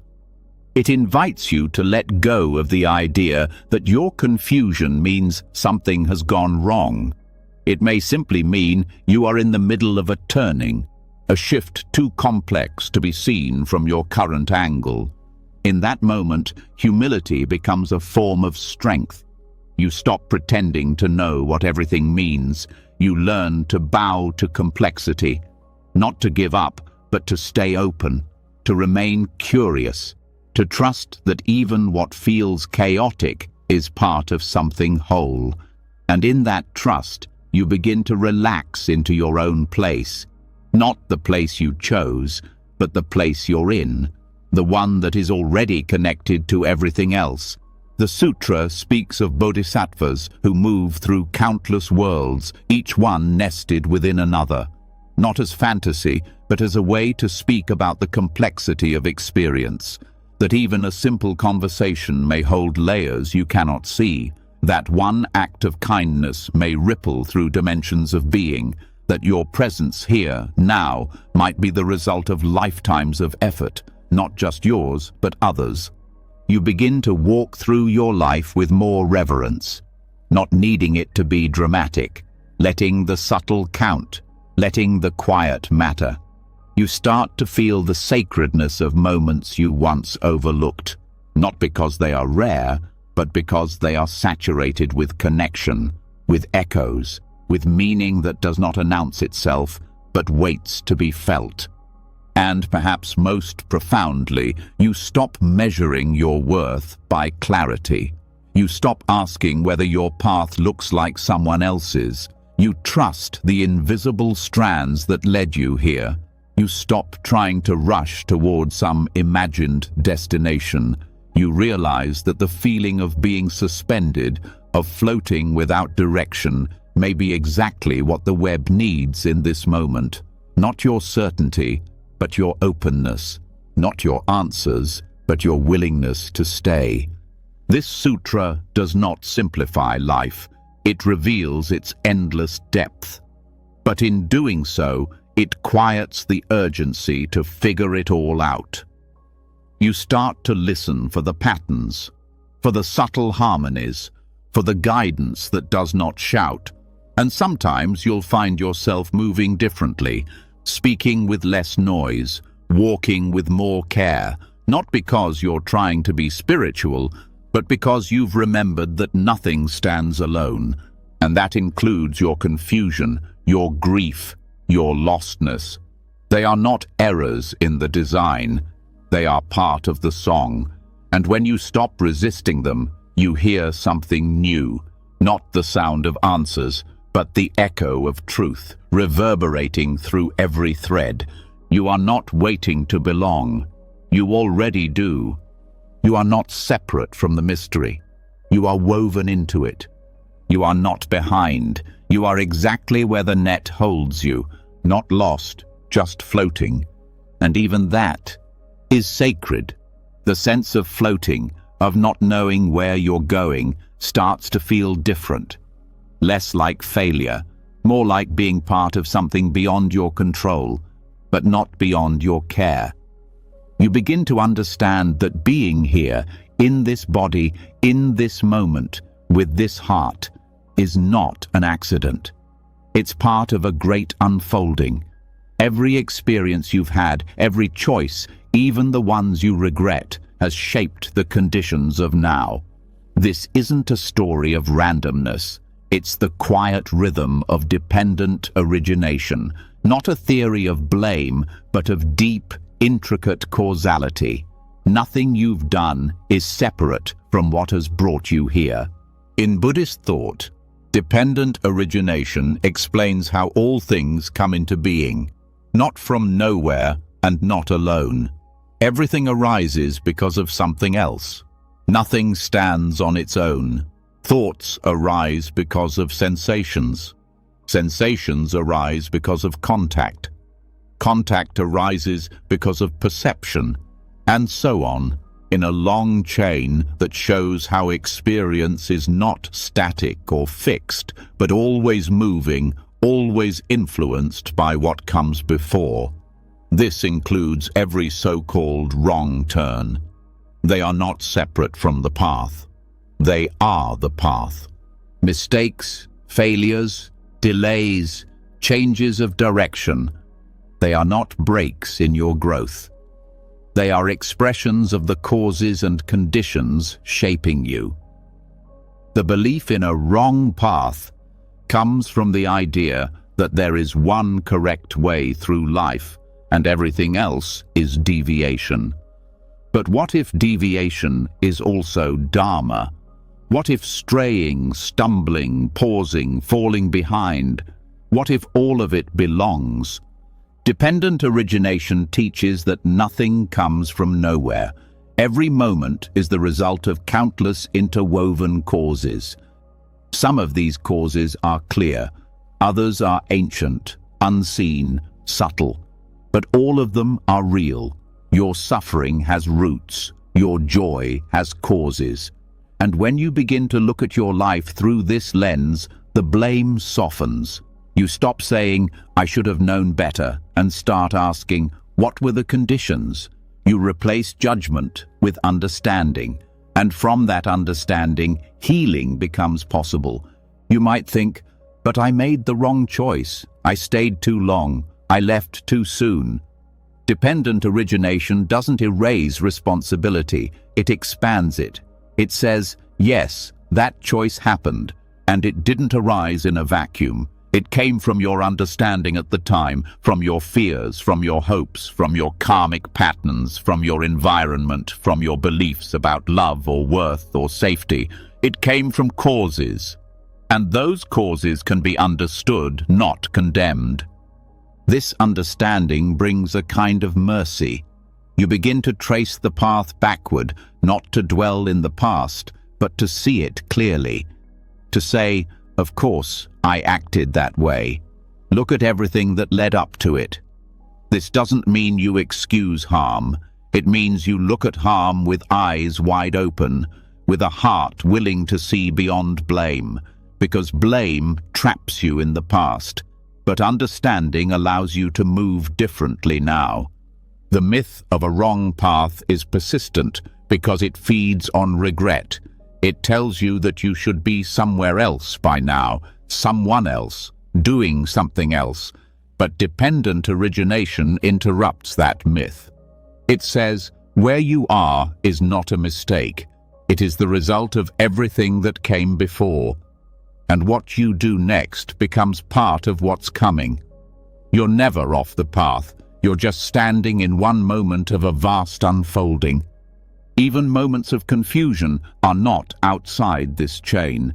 Confusion arises because of conditions. It's not proof of failure. It's a sign that your understanding is shifting, that your old frameworks no longer fit. When you see confusion as part of dependent origination, you stop trying to rush through it. You let it be a valid part of your becoming. This also changes how you view others. When someone acts in a way that hurts you or confuses you, instead of labeling them as bad or wrong, you begin to wonder what conditions are shaping their behavior. You see their reactivity, their silence, their anger, not as isolated flaws, but as results of causes. This doesn't mean you accept abuse or excuse harmful behavior. It means you understand that people act from pain, from fear, from patterns that may not even be theirs to begin with. This view opens a space for compassion without naivety. You don't have to pretend everyone is enlightened. You simply see that suffering runs deep, that no one is acting from a blank slate, that even harmful choices have causes, and if causes can be seen, they can be changed. This is the hope inside dependent origination, not that life will be perfect, but that nothing is permanent, that everything can be shifted with time, care, and awareness. Understanding this doesn't require intellectual mastery, it requires presence, the willingness to ask, what am I responding to right now? Not just on the surface, but underneath. Am I reacting from old fear, from unmet need, from inherited beliefs? These questions are not about self-criticism, they are about clarity. The more you trace the cause, the more space you create for a new response. And in that space, choice returns, not the illusion of control, but the reality of participation.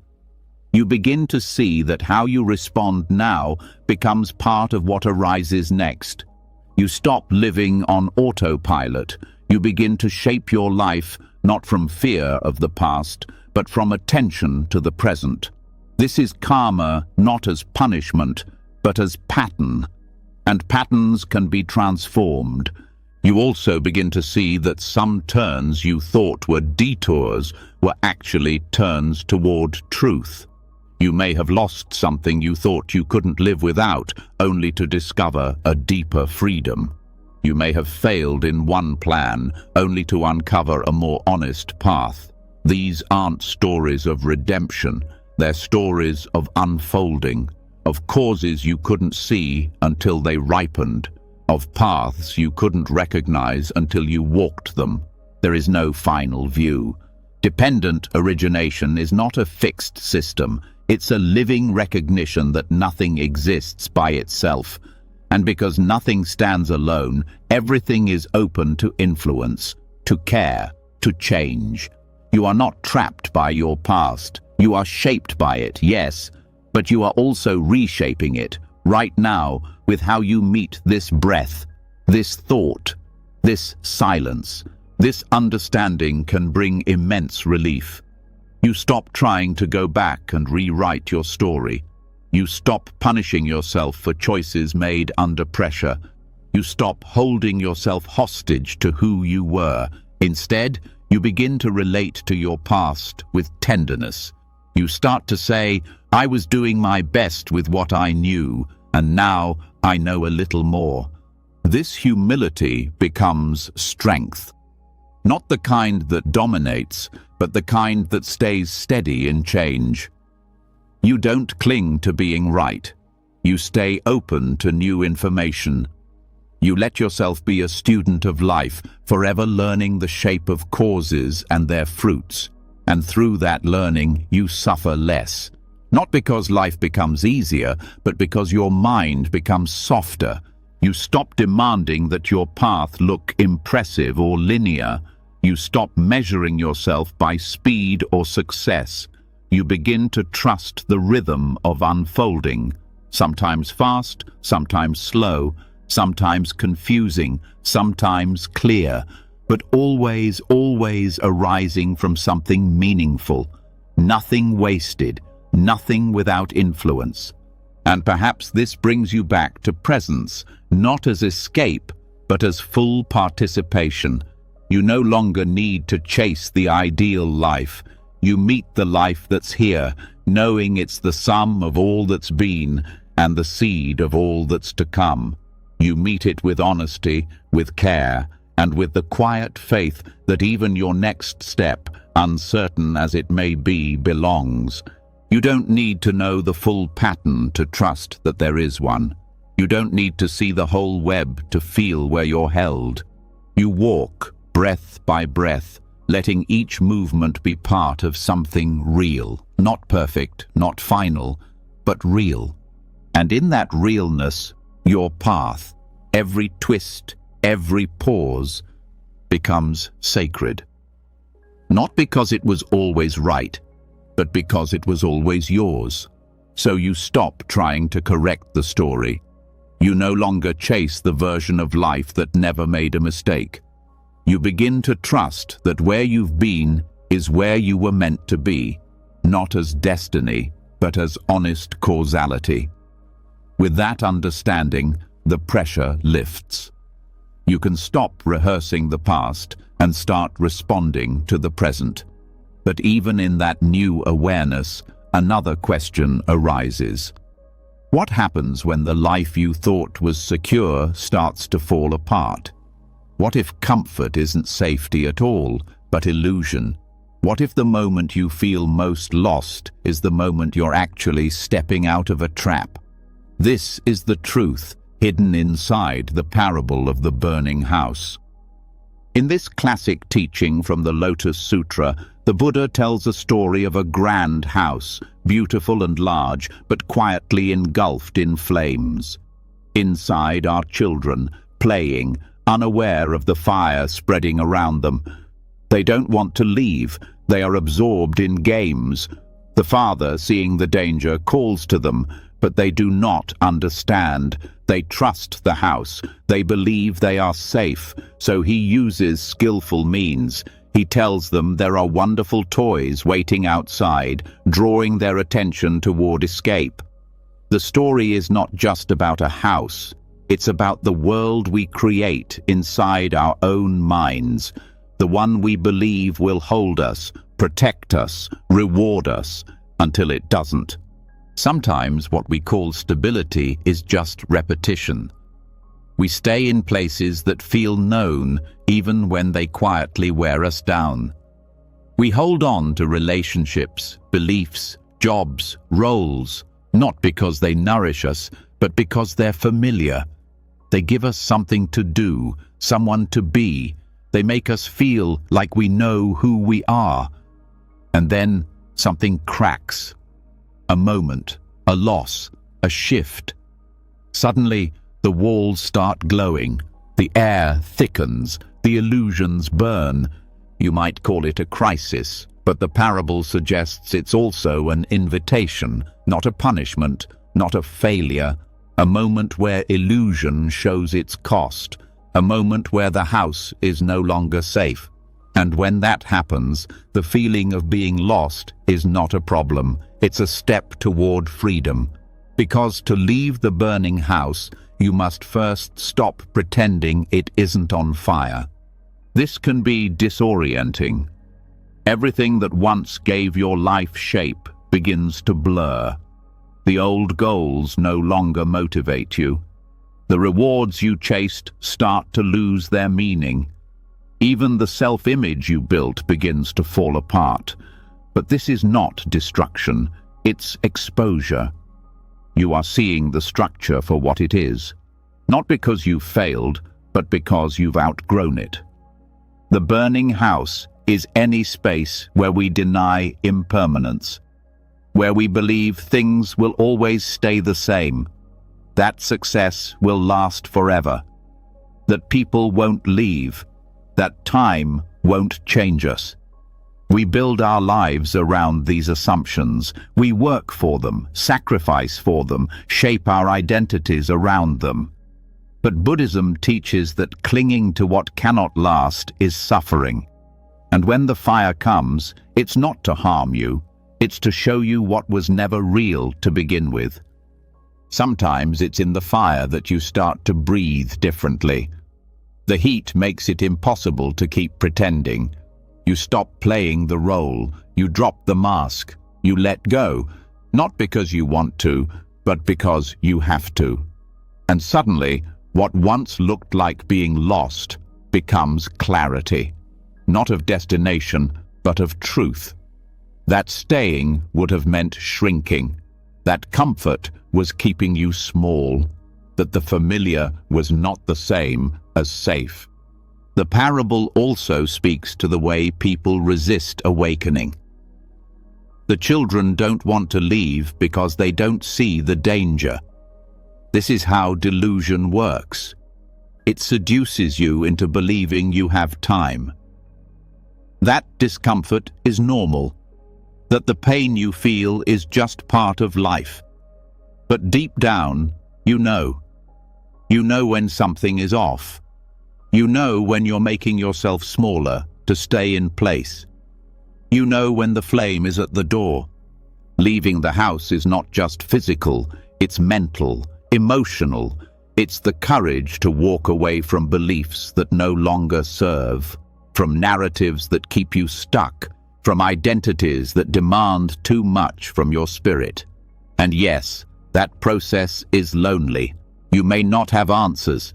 You may not know where to go next. But the moment you step outside, you realize something crucial. You are no longer pretending. You are no longer invested in illusions. And that alone is a form of freedom. You begin to see that being lost is not an error.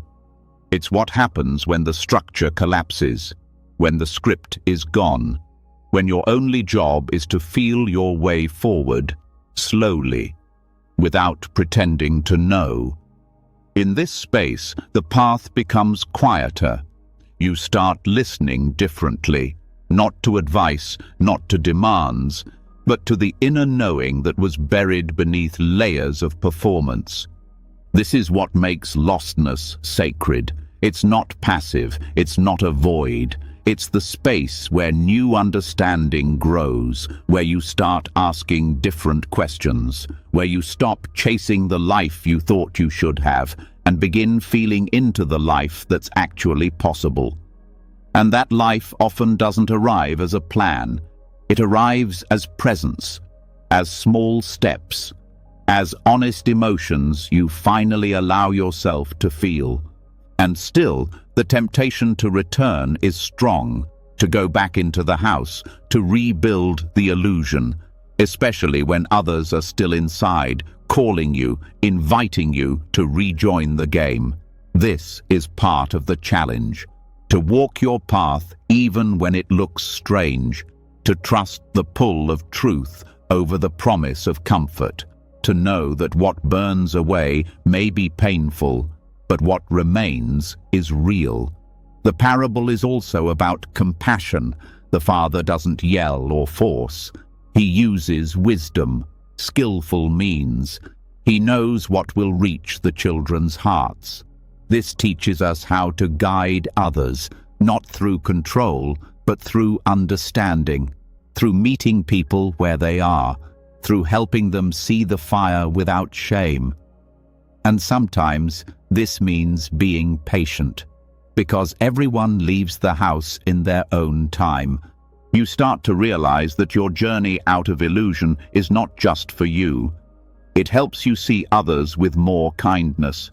You remember what it felt like to be inside the burning house, thinking you were fine. So you stop judging. You stop rushing others. You hold space for their process. You speak when they're ready to hear, and when they're not, you stay close, steady, and true to your own path. And as you walk further, the outside world begins to feel different, less urgent, less demanding. You stop needing to define yourself so tightly. You live more loosely, more freely. Not because you have nothing to care about, but because you've stopped pouring energy into illusion. You care about what's real now, what nourishes, what lasts. And what lasts is not certainty, not image, not achievement. What lasts is presence, awareness, integrity, the ability to be with what is, even when it's uncomfortable, the courage to name the truth, even when it costs you something, the grace to let go of stories that no longer match who you are becoming. You begin to notice the gifts that come with loss, the relationships that deepen because you're no longer pretending, the creative spark that returns when you stop numbing, the moments of stillness that no longer feel empty but full of quiet knowing. These are not things you get by staying safe. They arrive when you risk stepping out, and that risk is different for everyone. For some, it's leaving a job. For others, it's telling the truth. For others still, it's sitting still for the first time, letting the fire burn inside instead of avoiding it. But in all these cases, the movement is the same, from illusion toward reality, from false comfort toward honest connection, from fear toward presence.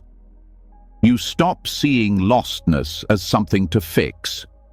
You begin to see it as a signal that something old is gone, that something true is forming, and it may not come all at once. It may be slow, even painful, but you no longer doubt that it matters. You no longer doubt that leaving the burning house, even with nothing in your hands, is an act of deep wisdom. And maybe the most powerful truth is this: even when you felt most alone, most confused, most broken, that was the moment you were stepping into clarity. That was the moment you stopped clinging. That was the moment the illusion began to collapse. You didn't fail. You saw the flame, and you walked out, not into certainty, but into truth, and that will always be enough. You leave the burning house behind.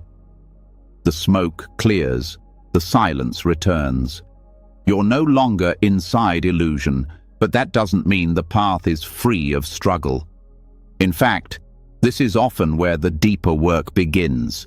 Without the distractions you once clung to, you meet what was always there, unseen, unfaced, quietly shaping your life from within. The discomfort, the fear, the parts of yourself you've been avoiding now step forward. And here, Tibetan Buddhism offers a teaching both fierce and tender. It doesn't tell you to fight these demons, it tells you to welcome them in. This is the story of Milarepa and the practice of radical hospitality toward your own mind. Milarepa, a great Tibetan yogi and poet, lived in deep solitude, committed to spiritual awakening. One day, after long meditation, he returned to his cave to find it filled with demons, wild, terrifying figures. As the story goes, he tried to expel them. He recited mantras, he meditated harder, he invoked compassion, but nothing worked. The demons stayed. It wasn't until he stopped resisting that something changed. He bowed to them. He offered them tea. And then, one by one, they disappeared. This isn't just a metaphor. It's a method. The demons represent your fears, your anger, your shame, your loneliness, the parts of your inner life you don't want to feel. They often show up right when you think you're making progress, right when you finally slow down, when the distractions fall away, when the noise fades. That's when they come. Not to destroy you, but to be seen, to be heard, to be met without resistance. Milarepa's approach was not passivity. It was strength through surrender. He didn't invite the demons because he enjoyed suffering. He did it because he understood something most people miss. Whatever you push away gains power. Whatever you turn toward with presence begins to soften.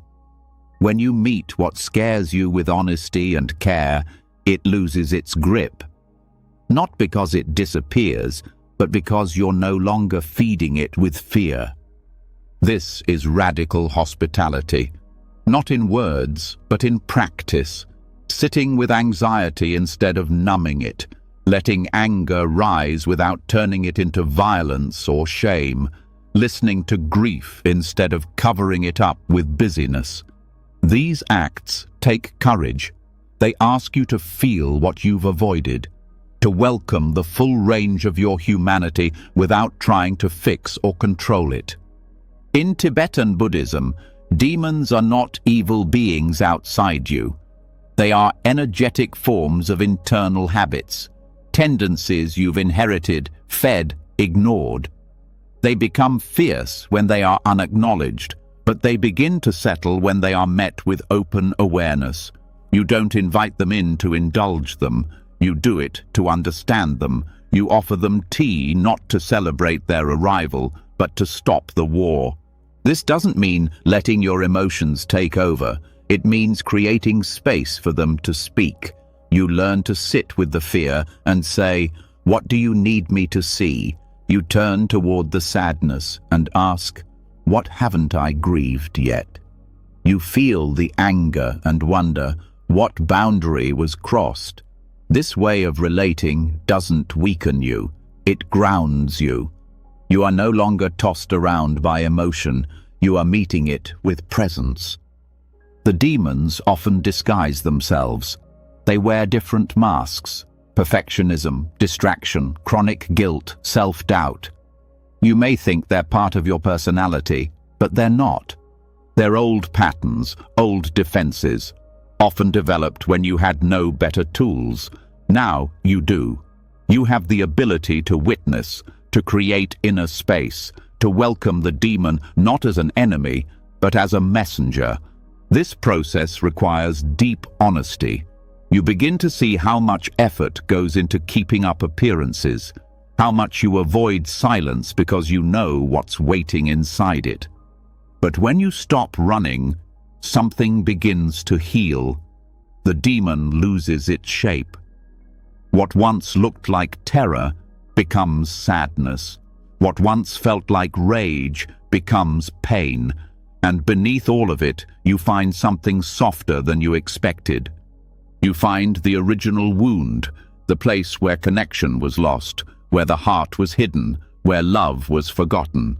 And here, your task is not to analyze, it's to stay, to offer the same presence you would give to someone you love. You stop demanding the pain to leave. You listen, and often that listening is all that's needed. The demon fades, the cave becomes quiet again. Milarepa's teaching is not about technique, it's about attitude, an attitude of compassion, even toward your darkest paths. This goes against most instincts.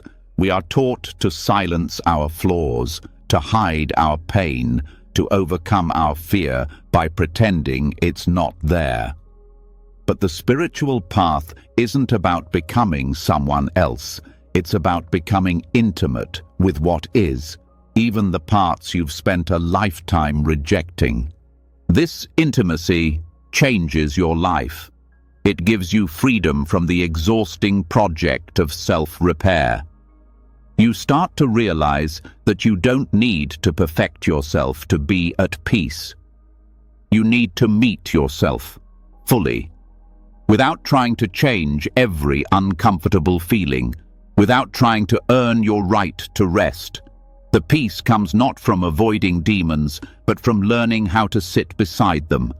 And this practice begins to show in the way you treat others. When you've welcomed your own anger, you stop fearing it in others. When you've faced your own grief, you become more patient with someone else's. Your compassion is no longer conceptual, it's embodied. You know what it's like to sit with a trembling heart, and so you become a safe place for others to do the same. But this is slow work. The demons don't always disappear right away. Some visit again and again. They arrive in new forms. They speak with new voices. But now you are no longer afraid.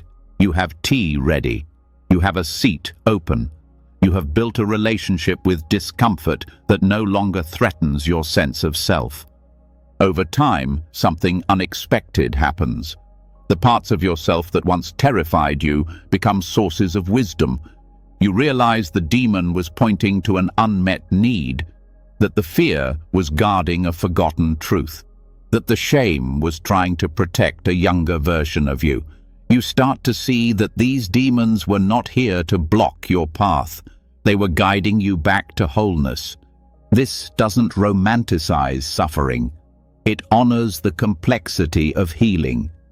You are not weak because you hurt. You are not broken because you carry wounds.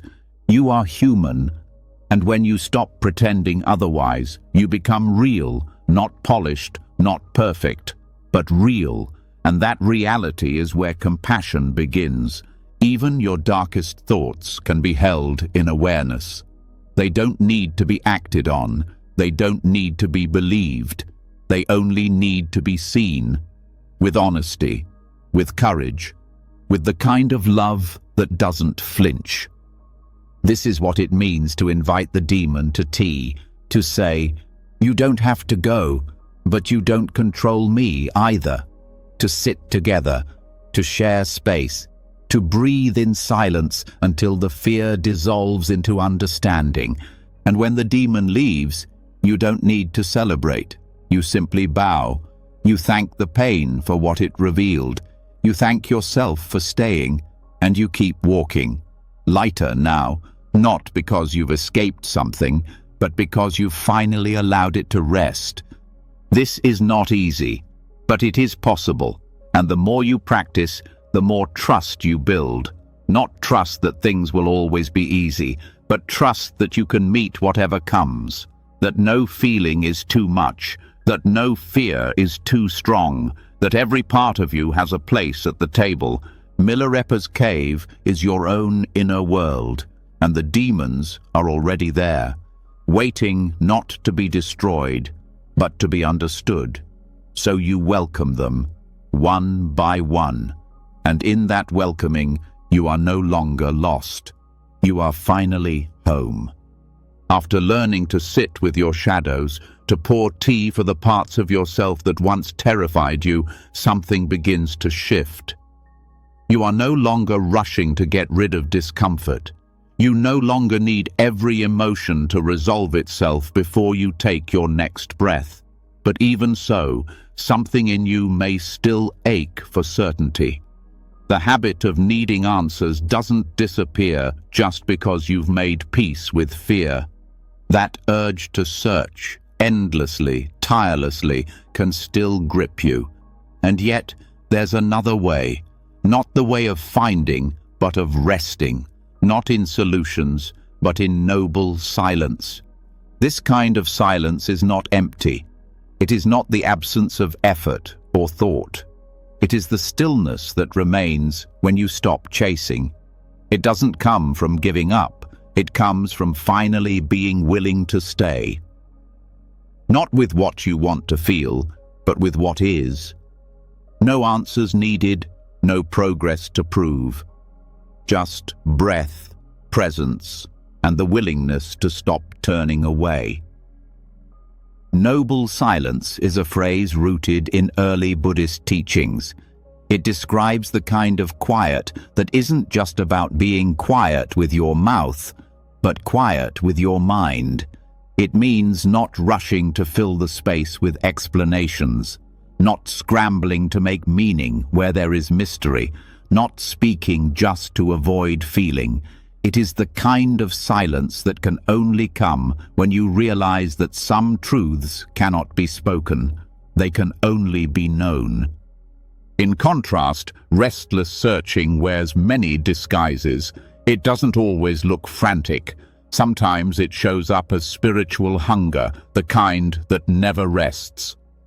Reading more, trying harder, asking more teachers, asking again, needing to feel that you're always evolving, always making progress, always one step closer to clarity.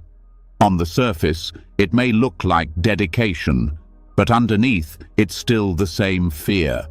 Fear of stopping, fear of sitting still, fear that if you stop searching, you'll be left behind.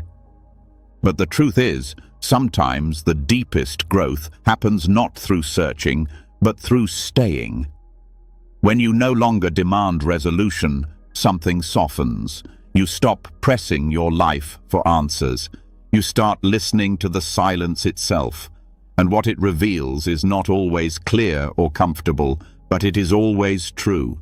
This silence is not a retreat from life. It is a deep engagement with it.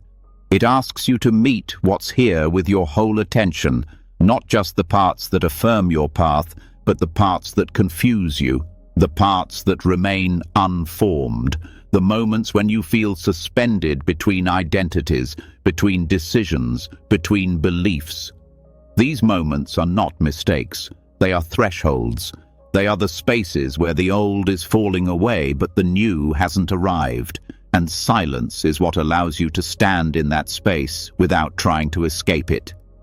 Many people fear silence because they think it means nothing is happening, that they're stuck.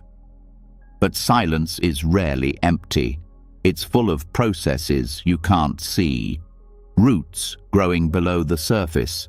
Patterns unwinding without your control. You may not feel dramatic change, but that doesn't mean nothing is shifting. It simply means the work is happening in a place beyond your measurement. In this way, noble silence is not passive. It's not laziness or avoidance. It is active, alive, precise. It takes courage to stop seeking long enough to let the truth speak in its own language. The mind may demand answers, but silence does not respond to demands. It waits until you're quiet enough to listen. And when you do, you may start to notice something unexpected. That the insights you were chasing come not through effort, but through stillness. That clarity often appears when you least expect it, not in the middle of analysis, but in the middle of presence. A sudden knowing, a shift in perception, a sense that something inside you has rearranged itself. This is the paradox of noble silence. The less you chase, the more you see. The more you let go of needing to understand, the more understanding arises. It doesn't always explain itself. It doesn't arrive as a full sentence. It arrives as peace, as a felt sense that you are no longer resisting the moment. In silence, you begin to witness the way the mind tries to escape discomfort. You see how it jumps from one thought to another, one fantasy to another, always trying to fill the space. And you begin to recognize that this restlessness is not who you are. It's a habit, one that can be softened, not through force, but through kindness. This kindness becomes your path, You stop forcing yourself to arrive somewhere. You stop using self-help as a way to punish yourself for not being healed. You begin to trust that not knowing can be holy, that questions don't need immediate answers to have value, that your willingness to wait, to sit with what you don't understand, is a form of wisdom. There are times when no teacher can answer your questions, times when no teaching feels clear. This is not because you're off track. It's because something in you is learning how to rest, not just physically, but mentally, emotionally, spiritually. You're learning to stop performing for your own expectations, and this rest gives birth to a different kind of insight, one that isn't dramatic or easy to explain. It's the kind of knowing that comes from deep alignment, from living honestly, from showing up for your life without needing it to impress anyone, not even yourself. You realize that chasing spiritual depth can be just another form of ego, another way of proving your worth. But when you stop, when you really stop, you see that the silence itself holds everything you thought you had to earn. Peace, clarity, belonging. It was always there, hidden behind the noise. You also begin to understand that being lost is not a problem to solve. It is a space to honor, a moment where the map falls away so you can learn to walk differently. Being lost means the old path is gone. The identity that kept you safe no longer fits. The destination no longer matters. And in that lostness, something opens, something unstructured but alive. And it is silence that allows it to speak. The restless part of you may still protest. It may say, do something, fix this, go somewhere. But you've seen where that road leads. It leads back into the house you already left, into the noise you already chose to quiet. And now you stay, you breathe, you bow to the silence. You let it show you what you were too busy to see. And slowly you discover that this space of no answer is not void, it is presence. It is the place where you no longer have to explain yourself, where you no longer perform healing, where you simply rest in the mystery of being alive, fully, messily, truthfully. This becomes your new practice, not striving, not fixing, just being with what is, learning to trust that the life unfolding through you knows what it's doing, even when you don't. And in that trust, something sacred grows, a relationship with silence that feels like coming home, not to answers, not to roles, but to yourself, unwritten, unmeasured, whole. You stop seeing your silence as empty. You start seeing it as fertile. You know that just beneath the stillness, life is moving. And when it's ready, it will speak. Not in the language of logic, but in the language of truth. Quiet, steady, enough. You sit longer in the silence. At first, it's difficult. Then it's grounding. Eventually, it becomes a kind of knowing without words. You no longer reach for answers like lifelines. You begin to trust stillness as something alive. But even here, questions continue to arise. Not the shallow ones, the deep ones, the ones without obvious form. They don't want solutions. They want your attention. And this is where the teachings of Zen offer something rare, an invitation to stop answering and start listening to the riddle itself. The koan, the unresolvable puzzle that holds the doorway to clarity. In Zen practice, a koan is not meant to be solved. It is not a riddle with a clever answer. It is a challenge to your habitual mind, a crack in the logic you've built your world upon. A question so strange, so seemingly absurd, that it breaks the grip of normal thinking. It might be a phrase, a short dialogue, a paradox. It might make no sense at all. And that's the point. You don't figure it out. You live with it. You let it work on you. What if your confusion is also a koan? What if the way you feel lost is not a mistake, but a living question? One that doesn't need solving, only deep attention. You don't analyze it. You don't rush to escape it. You stay. You hold the feeling as you would a koan, directly, fully, without needing to understand it right away. And something begins to shift. The beauty of a koan is that it cannot be approached through ordinary thought. It takes you beyond concepts. You can't force your way through it. You sit with it, and in time, it begins to open something inside you. It dissolves your usual strategies. It shows you how the mind tries to control experience. And in that soft breaking, space opens. Treating lostness as a koan means you stop demanding clarity on your terms. You stop chasing a version of yourself that has it all figured out. You begin to explore the texture of being without direction. You study its edges, its movement, its emotional weight. You become intimate with not knowing. This intimacy does not make the confusion disappear. It makes it sacred. It turns it into a teacher. You start to see how much of your suffering comes not from the confusion itself, but from your refusal to let it exist.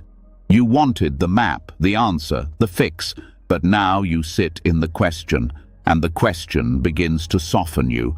A koan doesn't explain itself. It reveals through time, through presence. It demands patience, and it teaches that truth is not always what the mind expects. It is often stranger, simpler, deeper. You may not be able to describe what changes, but you feel it. Something that was tight loosens. Something that was closed begins to open. This is not knowledge. This is wisdom born of presence. There's no formula for working with a koan, just as there is no formula for working with your own uncertainty. Each time you return to it, you bring something new. A different breath, a deeper honesty. The koan meets you where you are. It reflects your relationship with yourself, your need to control, your resistance to mystery, and your eventual surrender. This is why lostness, when held this way, becomes transformational. It no longer means failure, it becomes a gate. A narrow one, yes, but one that opens not through effort, but through willingness. You begin to walk differently, not by pushing forward, but by leaning inward, listening more, speaking less, trusting what you feel more than what you can explain. Zen practitioners spend years with the same koan, not to solve it, but to let it shape them, to break down the need for certainty, to build intimacy with the unknown. Your life can be your koan, your heartbreak, your grief, your restlessness. Not problems to fix, but questions to enter, invitations to deeper presence. And this presence changes you. It creates a new kind of intelligence, one that doesn't depend on categories or conclusions, one that moves from silence, from subtlety, from the body. You begin to sense the answer without needing to name it, not a solution, but a shift in how you are. Sometimes clarity arrives in the middle of stillness, not because you finally figured it out, but because you finally stopped running. The question opens like a flower, not through analysis, but through trust. The kind of trust that grows in silence, in persistence, in the willingness to stay. You may find that your old ways of speaking no longer fit. that the words you used to reach for no longer carry the truth. This is part of the shift. Koan practice rewires how you use language. It shows you that words can't always hold what you're learning, and that's okay. You start to speak more carefully, more slowly, sometimes not at all. This quiet becomes a kind of strength, not because you know more, but because you need less certainty, less affirmation, less control. You stop needing your experience to fit someone else's definition of healing or awakening. You let it be what it is, alive, messy, real, and realness becomes more valuable than understanding. You begin to let yourself be confused without shame, to feel broken without needing to be fixed, to ask without needing immediate answers. This doesn't mean giving up. It means finally stepping into the kind of wisdom that holds questions as sacred. You may also find that your compassion grows. When you treat your own confusion with respect, you stop judging others for theirs. You stop trying to give advice where listening is needed.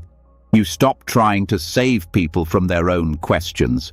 You learn to sit with them side by side in the silence, and that silence becomes a gift, not of solutions, but of presence. Lostness becomes a shared human space, one that connects you to others, not separates you. When you can say, "I don't know," and mean it with humility, something opens between you. Trust, softness, the freedom to not perform wisdom, but to walk it slowly, together. This kind of walking brings peace, not the peace of having everything in order, but the peace of no longer needing to hold it all together. You trust the path to reveal itself one step at a time, and when it doesn't, you stay, you breathe, you bow to the question, and let it lead you deeper. Koan practice teaches that the way through is not upward or outward, it's inward, not into a private world of answers, but into the shared mystery of being alive. It brings you back to the moment, to the breath, to the body, not because these are easy, but because they are true. And truth, when met directly, is enough. You are not here to solve yourself, you are here to meet yourself, and in that meeting, your lostness becomes the path. Your question becomes your companion, and your silence becomes your teacher. Sitting with the unanswerable, you begin to realize that not all questions are meant to disappear. Some are meant to accompany you. You carry them not as burdens, but as lanterns, quietly lighting your path as you walk through the fog. This way of being brings a strange comfort, but it also brings a new challenge. When you stop grasping for certainty, another habit can appear, swinging between extremes. On one side, despair, believing nothing matters. On the other, control, believing everything must be fixed. Between these two, the Dharma offers another possibility, not avoidance, not over-effort, but a middle way. This path asks something deeper than reaction.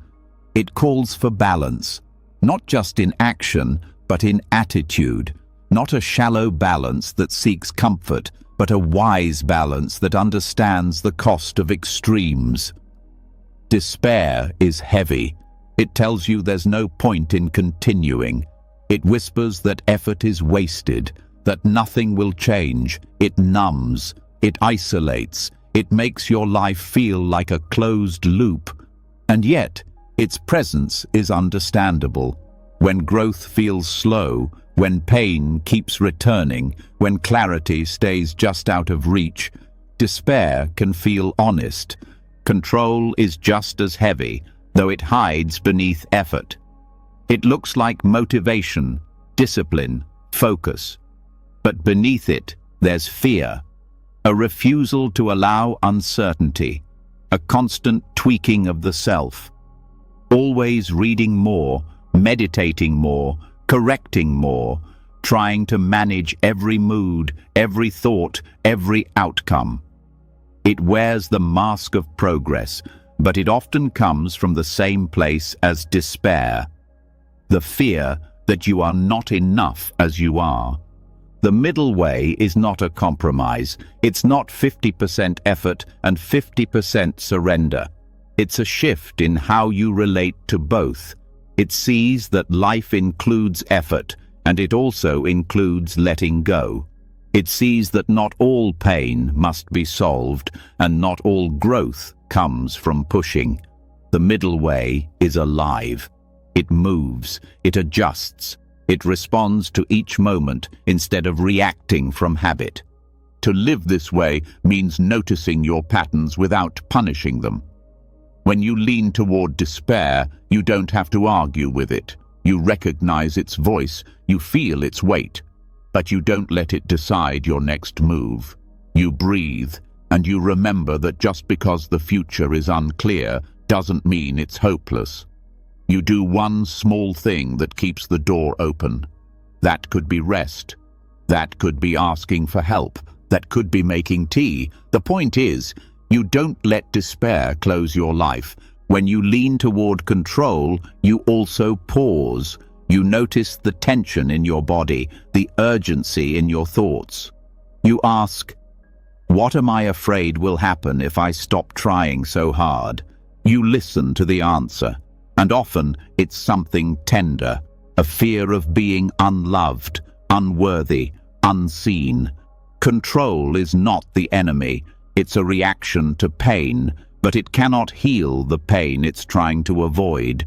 The middle way honors the truth of suffering without making it your identity. It allows space for joy without demanding that joy prove anything. It lets you care deeply without needing to manage the outcome. This balance is not static, it's felt. Sometimes you'll lean a little too far in one direction. That's okay. Balance is not about perfection, it's about returning. Spiritual bypassing happens when you use teachings to avoid feeling. You say everything is impermanent, so you don't grieve. You say everything is perfect, so you ignore injustice. You call something karma, so you don't look at your own part. These statements may have truth in them, but when used to bypass, they cut you off from the human experience they are meant to illuminate. The middle way doesn't deny impermanence. It lets you feel the pain of loss while knowing it will pass. It doesn't demand emotional neutrality. It allows heartbreak to be fully present without defining you.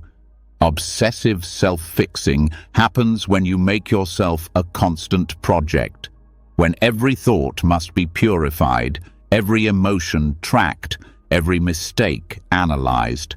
Growth becomes pressure, practice becomes performance, and stillness becomes something you never quite reach. The middle way sees the value of effort, but it knows that real change doesn't come from self-punishment. It comes from care, from clarity, from consistency without cruelty. This balance allows for healing. It makes room for your contradictions. You are not always wise. You are not always kind. But you are here, showing up, learning, and that is enough. The middle way does not ask for a perfect self. It asks for presence. It trusts that presence itself is what changes you over time. Living this way means holding space for complexity. You can believe in growth and still feel tired. You can know things are working and still cry when it's hard. You can feel peace and still make mistakes. Nothing has to cancel anything else.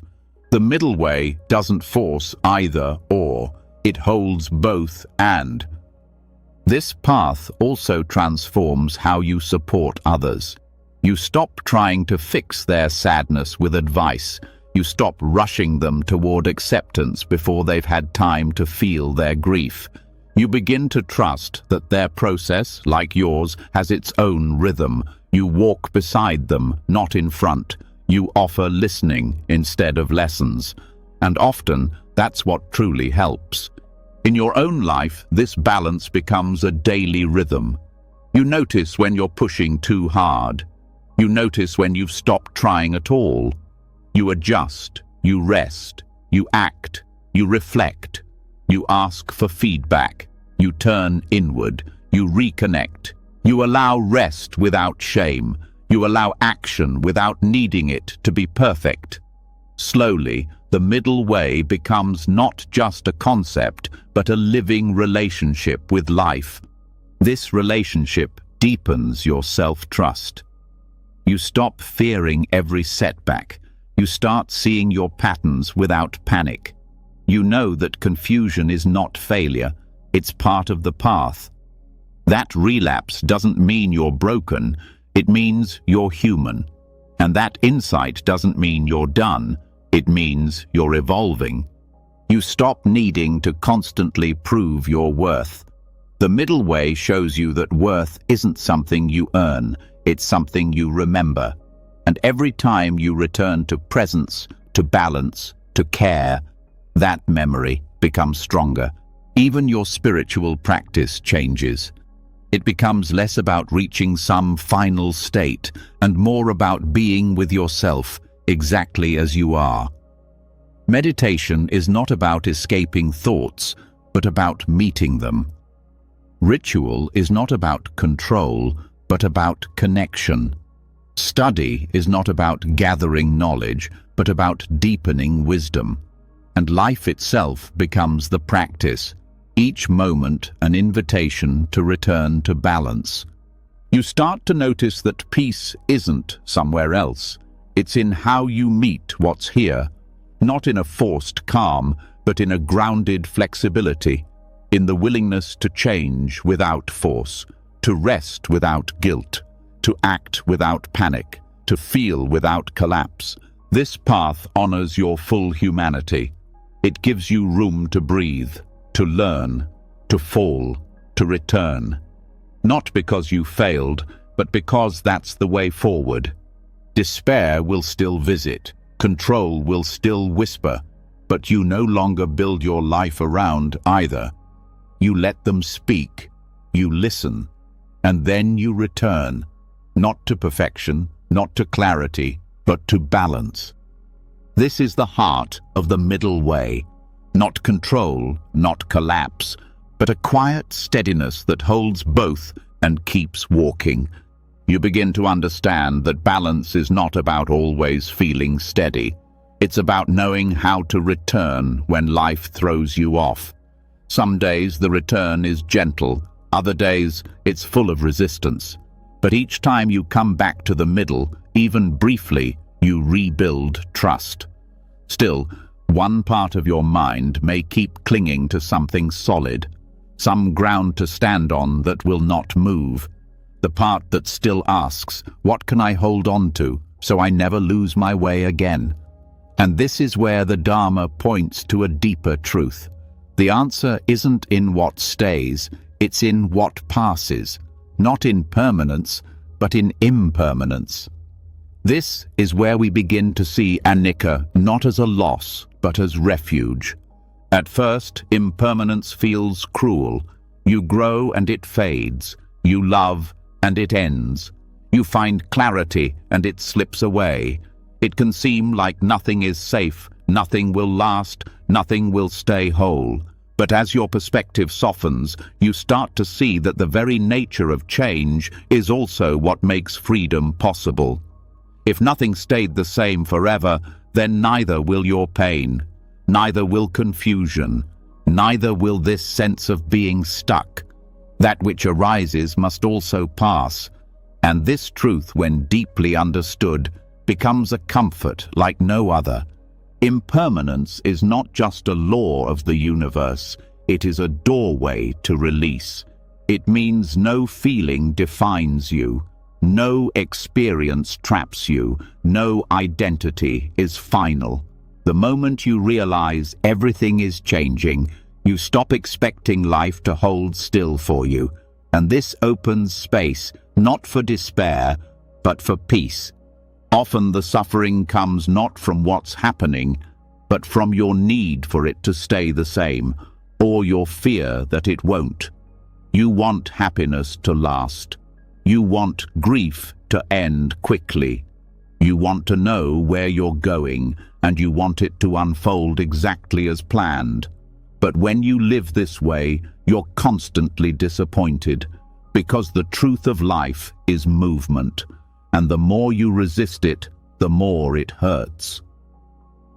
Accepting impermanence isn't about liking change. It's about seeing the cost of clinging. When you hold too tightly to a version of yourself, you make it harder to grow.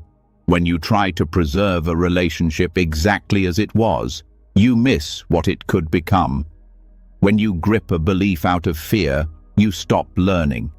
Change is not the enemy. It is the current that carries everything forward. This current is not chaotic. It has its own rhythm. Seasons turn, moods shift, thoughts rise and fall. Nothing stays static, and this is not a problem. It is life's way of renewing itself. You don't need to stop the movement. You need to learn how to move with it, to listen for what's asking to be released, to feel what's no longer alive, and to trust that letting go is not loss, it's alignment. In Buddhist practice, watching impermanence becomes a way to train the heart. You observe how each breath comes and goes, how sensations appear and disappear, how joy arises and then fades. This isn't meant to make you detached. It's meant to help you see reality more clearly, because the clearer your vision, the less you suffer when things shift, and the more you can appreciate what's here while it's here.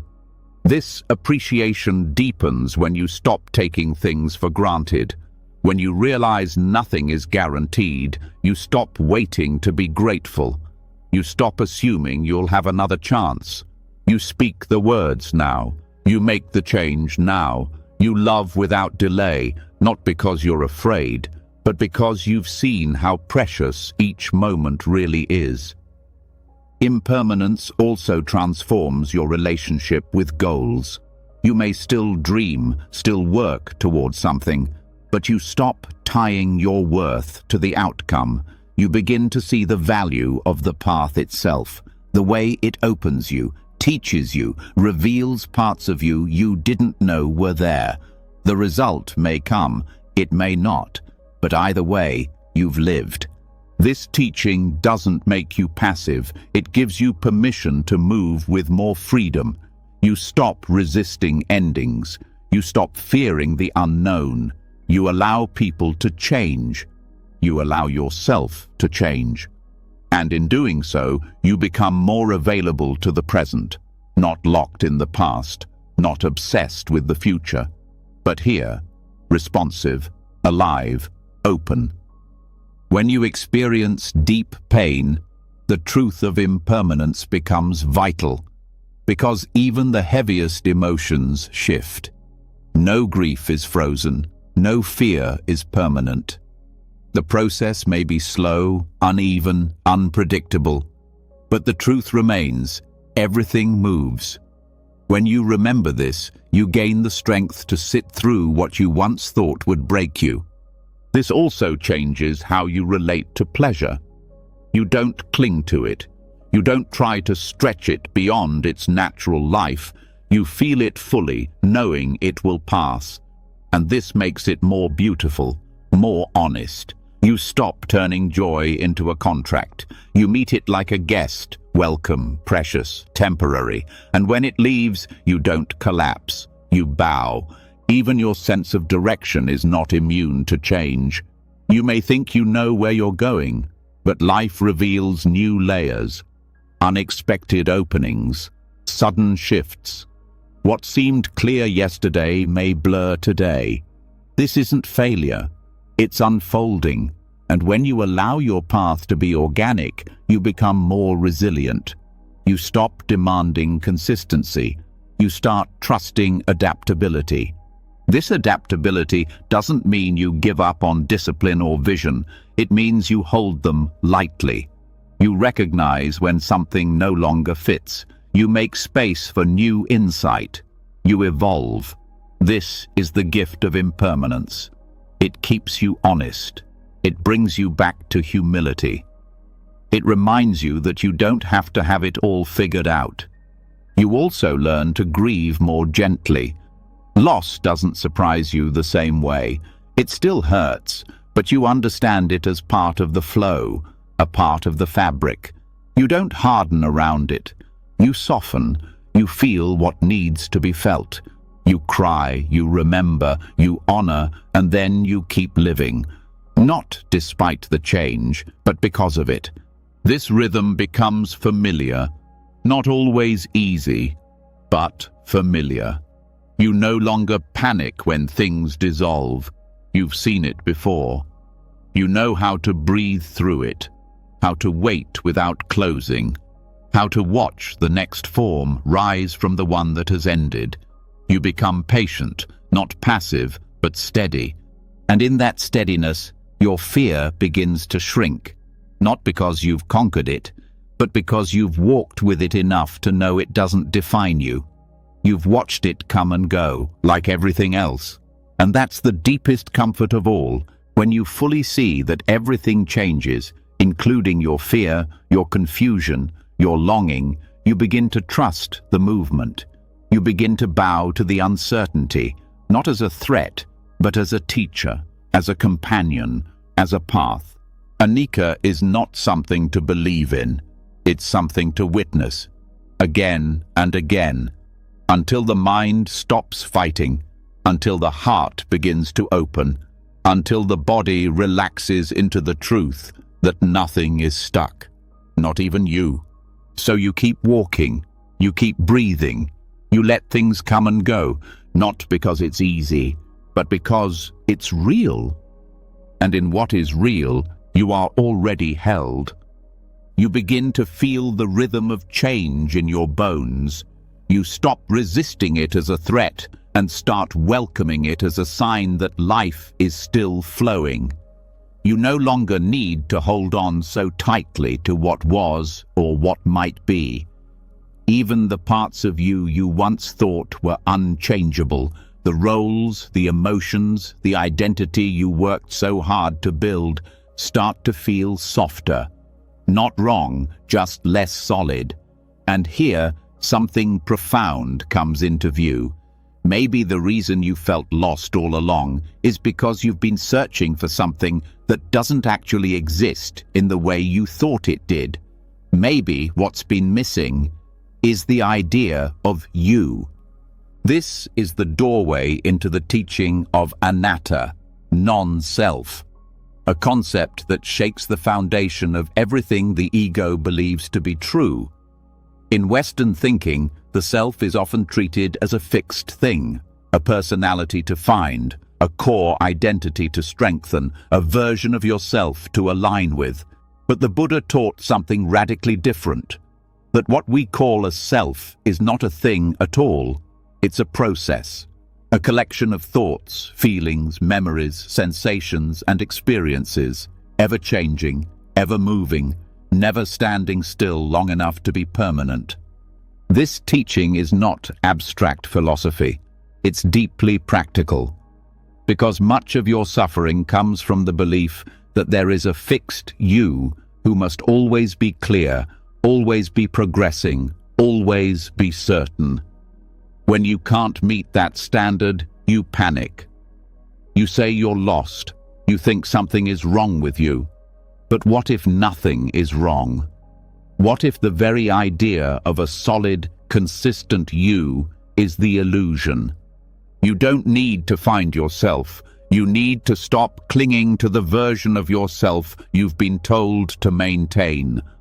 The one built on approval, performance, and control. the one shaped by comparison and fear, the one that says you must always know who you are.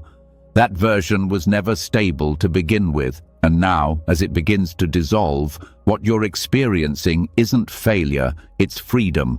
The freedom of anatta is not about erasing your uniqueness. It's about releasing the pressure to turn that uniqueness into a rigid structure. You can still feel preferences, experience emotions, have memories and dreams, but you stop identifying with them as permanent. You see them as arising conditions, shaped by causes, changing moment by moment. You can be angry without being an angry person. You can feel lost without being a lost person. The label doesn't stick because you no longer glue it to an imagined core. This shift brings lightness. You begin to hold yourself more gently. You don't force consistency where there is none. You allow your humanity to be dynamic. You stop saying, "This is just how I am," and start asking, "What is arising now?" Your identity becomes less of a cage and more of a mirror, something that reflects what's here, not something that defines what must be. This new relationship with identity also changes how you see others. When you stop clinging to your own self-image, you stop needing other people to confirm it. You stop judging them for their inconsistencies. You stop expecting them to stay the same. You allow change. You allow contradiction. You allow people to be more than the labels you once gave them. It's not that nothing matters. It's that things matter differently. You become more interested in awareness than in being right.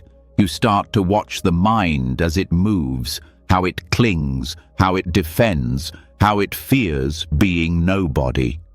That fear is strong, but it's also the gateway, because beyond the fear of not having a fixed self lies the peace of not needing one.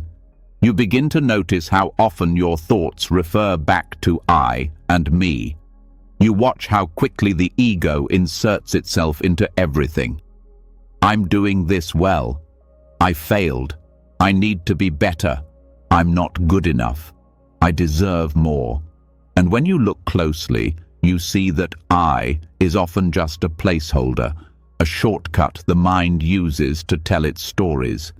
But if you stop and examine it, there's nothing solid underneath. Just awareness. Just movement. This doesn't make you disappear. It makes you real. Not as a defined object, but as a living experience. You become more like weather, changing skies, shifting winds. No need to be the same from one moment to the next. And this makes you flexible. It makes you humble. It makes you free. The teaching of non-self also dissolves the pressure to arrive.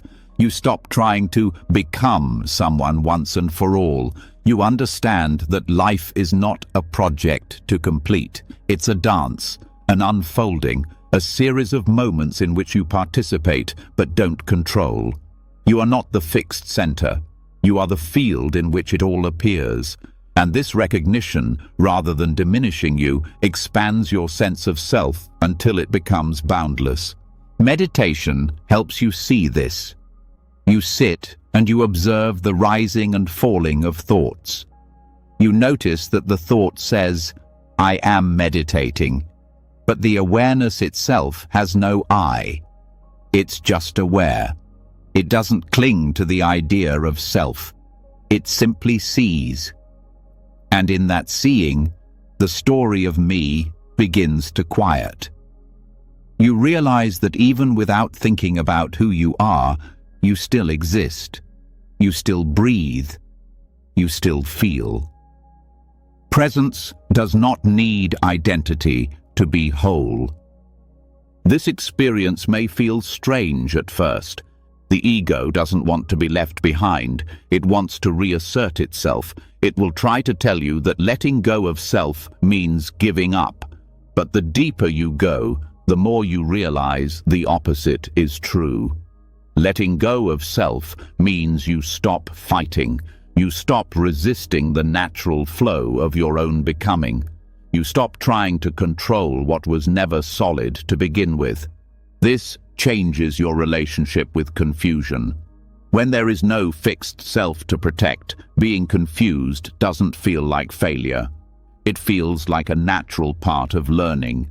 You don't panic when the ground shifts beneath you.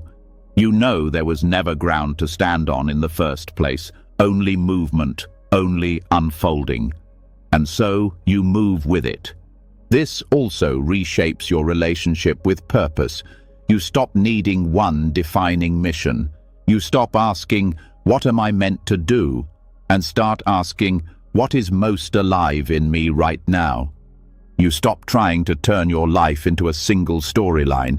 You let it be a collection of chapters, each with its own tone, its own growth, its own letting go.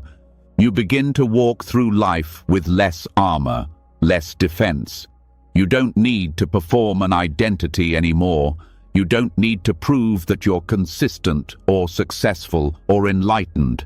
You can just be here, responding to what's real, letting your presence speak louder than your story. This doesn't mean passivity. You still act, you still speak, you still take care of things, but your actions are rooted in awareness, not ego. They arise from connection, not performance, and they leave less residue, less pride, less regret. Just the simple rhythm of doing what needs to be done and letting go. Even emotions become easier to hold. You don't cling to being a happy person or a calm person. You feel what arises, you meet it, and you let it pass.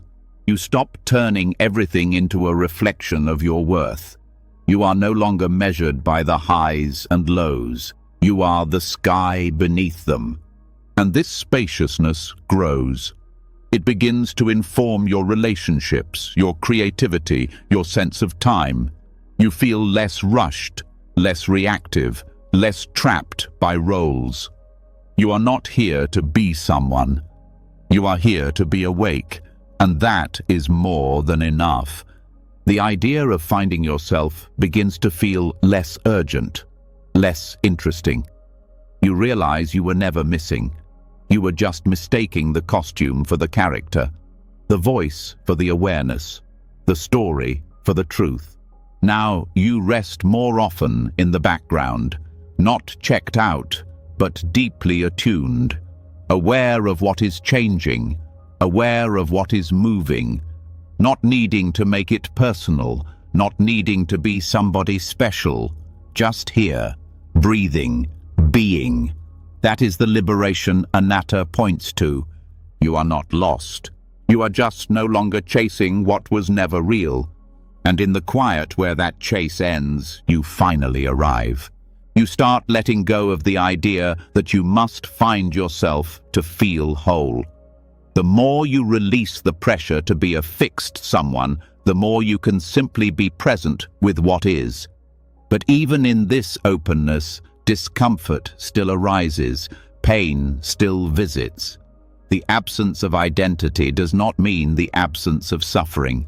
And yet now, you meet it differently. You no longer assume that pain means something is broken. You no longer treat it as a sign you've failed. You begin to wonder, what if suffering isn't your enemy at all? What if it's trying to show you something you've been unwilling to see? This is the truth behind dukkha. Not punishment, not defect, but guidance.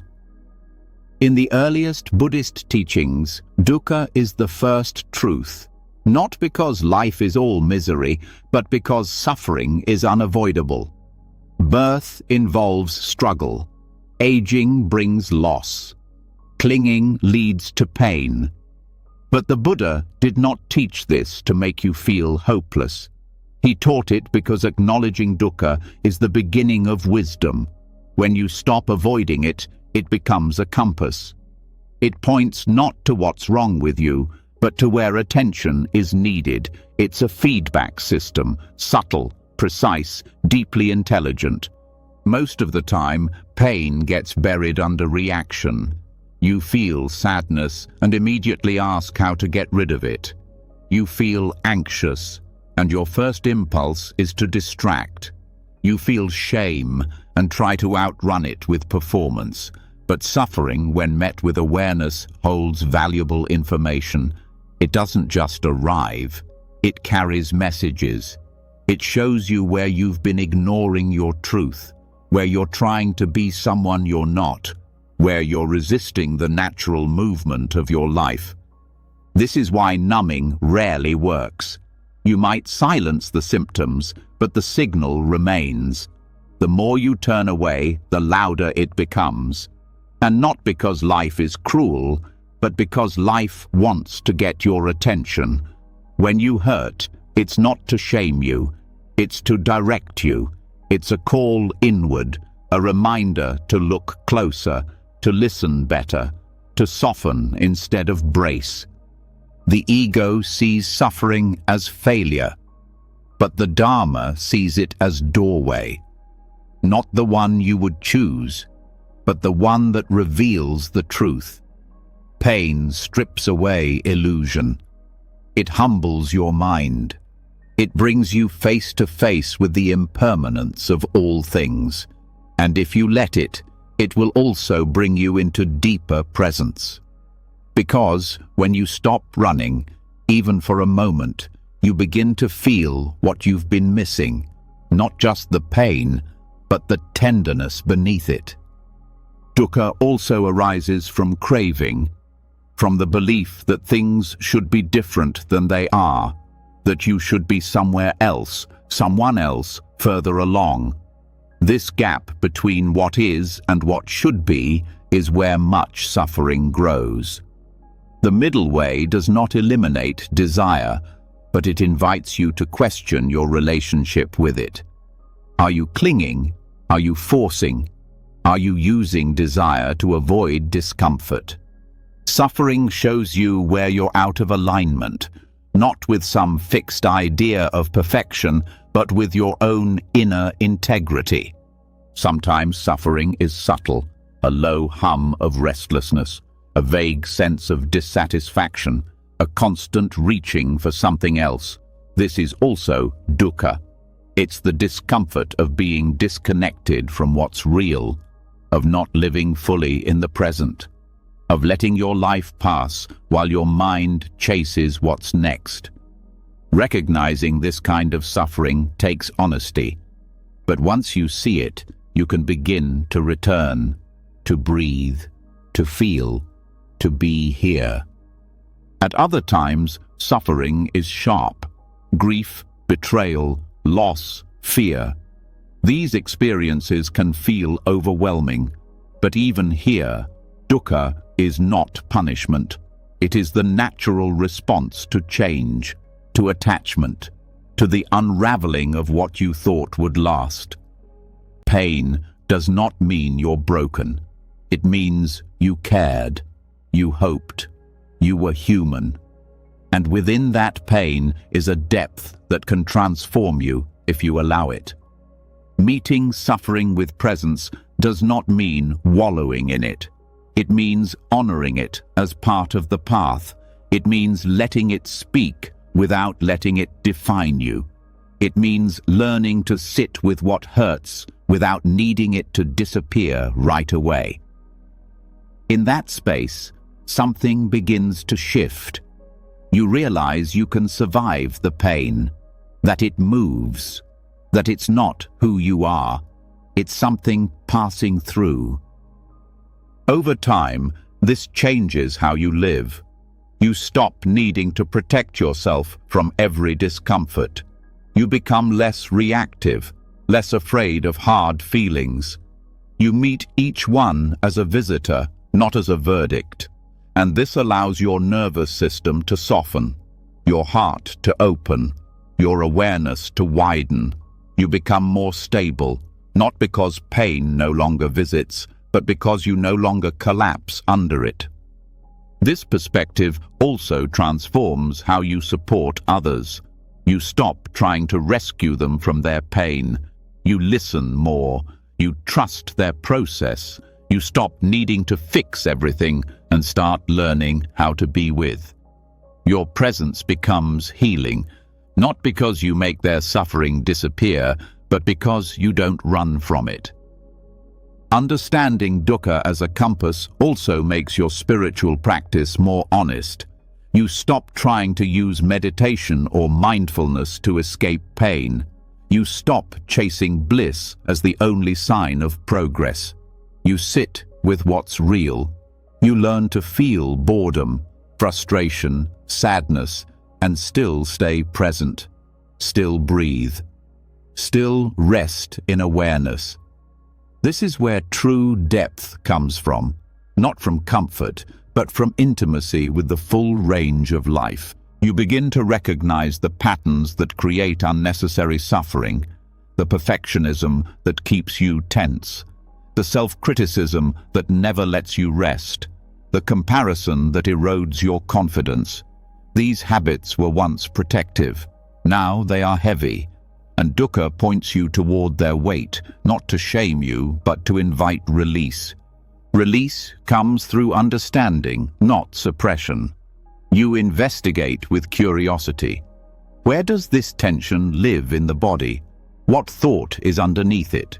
What fear is unspoken?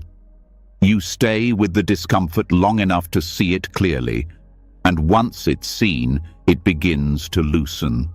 Insight arises, not because you forced it, but because you stayed. You also learn to make peace with what you cannot fix.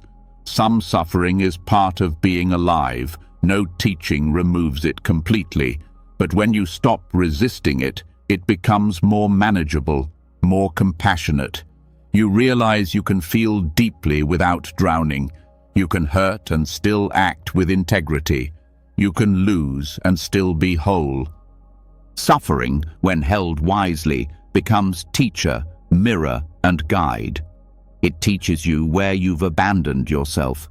It mirrors the parts of you that still long for healing. It guides you toward presence by showing you where you've left it. It humbles you, refines you, and softens your edges until what remains is true. This truth isn't abstract, it's embodied. You walk differently. You listen differently. You stop needing everything to be smooth. You start appreciating the texture of life, the cracks, the shadows, the beauty that arises when you no longer run. Even your definition of happiness begins to change. It becomes less about pleasure and more about depth. Less about escape and more about connection. When you welcome dukkha as feedback, you stop fearing your emotions. You start to trust them, not because they are always correct, but because they are always meaningful. They are signals, invitations, openings. Even in their messiness, they carry wisdom. And as you move forward, you begin to thank your pain. Not because it felt good, but because it woke you up. It pointed you back to the parts of yourself you forgot. It showed you what mattered. It taught you how to stay. You stop needing life to be easy. You ask instead that it be real. You stop asking for comfort alone. You ask to be present, to be honest, to be free, not from pain, but within it. And in that freedom, you no longer see suffering as the end. You see it as a sign, a turning point, a quiet invitation to return to what matters. And this time, you answer, with presence, with breath, with a heart open enough to feel it all. After allowing suffering to guide you instead of defeating you, something begins to change. You no longer brace against difficulty. You listen, you feel, you let pain point you back toward what matters. But once you've learned to sit with discomfort, a deeper question often appears. If I no longer need to chase comfort or escape pain, how do I move forward? If there's no fixed identity, no solid ground, no final answer, how do I walk through life? This is where the teachings of the Thai forest tradition offer their quiet wisdom. They remind us, sometimes the path is not a straight line. Sometimes we find the deepest clarity by wandering. The forest monks of Thailand live this truth, not as theory, but as practice. They don't hide from the world, but step into the wilderness with no map. They take the teachings into the forest, into solitude, into the unknown, not to escape the world, but to see it more clearly. They walk without plans, trusting that the journey itself will shape the understanding. They let nature become their teacher, not through explanations, but through silence, through rhythm, through simplicity. Their lives show that wandering doesn't mean being lost. It can mean listening more deeply than ever before. This way of practice is rooted in renunciation, but not of joy. It's a renunciation of distraction, of excess, of the false security that comes from controlling every detail. When you strip away what is not essential, what remains is direct contact with life, with breath, with hunger, with the sound of insects at night, with the uncertainty of weather, with your own mind, unguarded and unfiltered. And in that rawness, something ancient wakes up, a kind of knowing that doesn't need to be spoken. The wandering monks teach us that stillness and movement are not opposites. You can be in constant motion and still be centered. You can be without a home and still be grounded. The path is not always about arriving. Sometimes it's about becoming attuned to each step. Each footfall becomes part of the meditation. Each encounter, a mirror. Each moment of discomfort, a lesson. This form of wandering demands presence. When you don't know where you'll sleep tonight, you pay attention to what's here now. When your belongings fit into a single bag, your priorities shift. You learn to need less, to carry less, to think less, and in that lightness, you find space for something deeper than convenience. You find space for the truth. The Thai forest masters, like Ajahn Chah and Ajahn Mun, didn't teach by giving fixed answers. They lived the questions. They spoke of training the mind the way one trains the body, through repetition, patience, simplicity. Their teachings were direct, rooted in experience. Not abstract ideas, but living insights that came from walking, observing, sitting, and returning again and again to the breath. These monks show that practice is not confined to a cushion. It's in how you walk, how you eat, how you respond to difficulty. Wandering doesn't mean aimlessness. It means carrying your intention with you wherever you go. It means letting your commitment to awareness travel with you through the forest, through the heat, through hunger, through loneliness. Every part of the journey becomes part of the path. This way of moving through life invites a different relationship with uncertainty. When you no longer need to know what comes next, you become more available to what is. The forest monks don't demand clarity before they begin walking. They walk, and the clarity comes through the walking. You can live this way too, not needing to solve everything, trusting that staying present, even in confusion, is its own kind of purpose. The forest teaches this through contrast. You feel the sharpness of discomfort. You feel the peace of still mornings. You learn from cold nights and aching feet, from the simplicity of a bowl of rice, from the echo of your thoughts in the absence of distraction. The forest mirrors your mind. If you are scattered, it reflects that back to you. If you are calm, it holds you. It doesn't flatter, it reveals. And this revealing is the gift. Because what gets uncovered is not always pretty, but it's true. You see your fear, your pride, your craving. You see how easily the mind jumps, resists, clings. But you also see what is beneath all of that. The part of you that watches, that breathes, that doesn't need fixing, that is simply aware. This kind of wandering doesn't only happen in forests, it happens in the inner life. When you step away from your normal routine, when you enter unfamiliar emotional landscapes, when you stop clinging to what's familiar, you can walk through your day like a monk walks through the trees, alert, present, unburdened by expectation. Your home becomes a forest when you approach it with awareness. The discipline of this path is quiet. It's in not rushing, in not grabbing for stimulation, in not filling the silence with noise.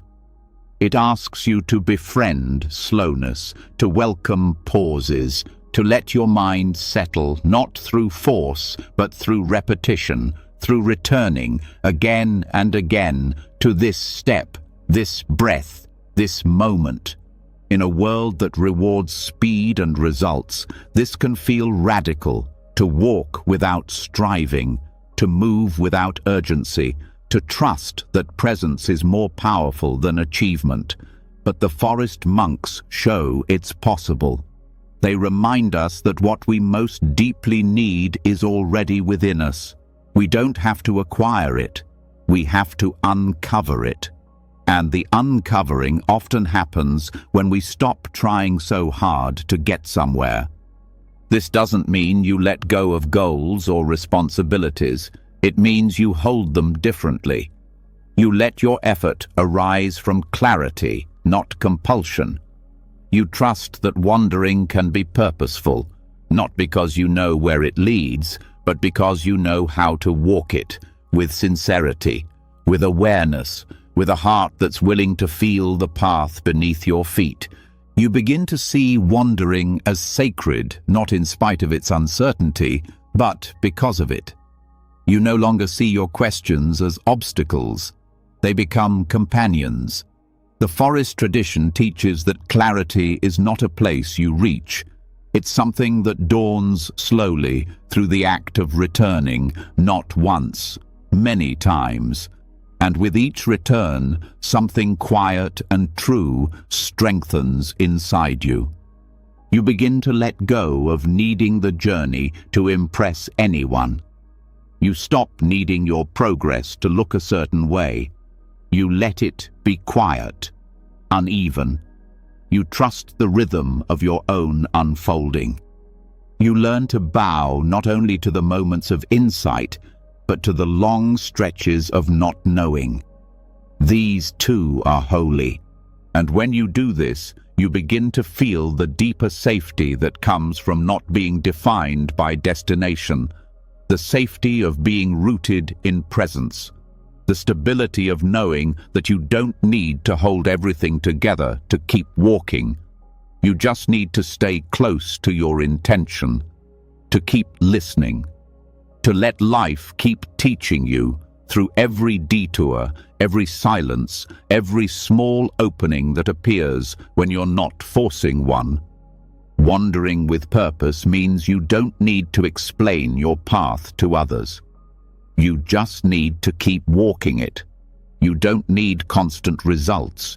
You just need honesty.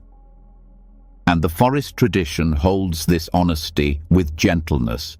It says, walk slowly, breathe deeply, let the path reveal itself. Even when the world is loud, you can still return to this quiet way, not by leaving everything behind, but by remembering that the practice is already with you, in your breath, in your step, in your willingness to stop running from your own heart. And so you walk, not to escape, but to arrive again and again where you already are. Wandering with presence teaches you that clarity doesn't always come from movement. Often, the most honest insights arise when the world stops spinning, when your effort pauses and you meet the stillness beneath it all. But even after walking without destination, even after bowing to each moment with patience, you may still long for a deeper kind of seeing, a vision that is not imagined but known. This is where another kind of path opens, not one of doing, but of settling. When the mind is no longer stirred, when the agitation begins to fade, what was always there starts to show itself. This is the power of insight meditation, the quiet clarity that arrives not by force, but by letting the mud settle. In the Buddhist tradition, the practice of insight, or vipassana, is not about controlling your thoughts. It is about learning how to observe them without clinging or resisting. When you sit with the mind just as it is, not trying to shape it into something else, the deeper layers begin to reveal themselves. You don't chase answers. You stop evaluating your progress. You begin to witness the patterns of your thinking, your emotional habits, your subtle reactions, and through that witnessing, a natural clarity begins to emerge. This clarity is not created, it's uncovered. Like a glass of water clouded with dirt, the mind does not need more effort. It needs stillness. Each time you come back to the breath, each time you return to the body, you give the particles of confusion space to settle. Not because you willed it into peace, but because you stopped stirring it.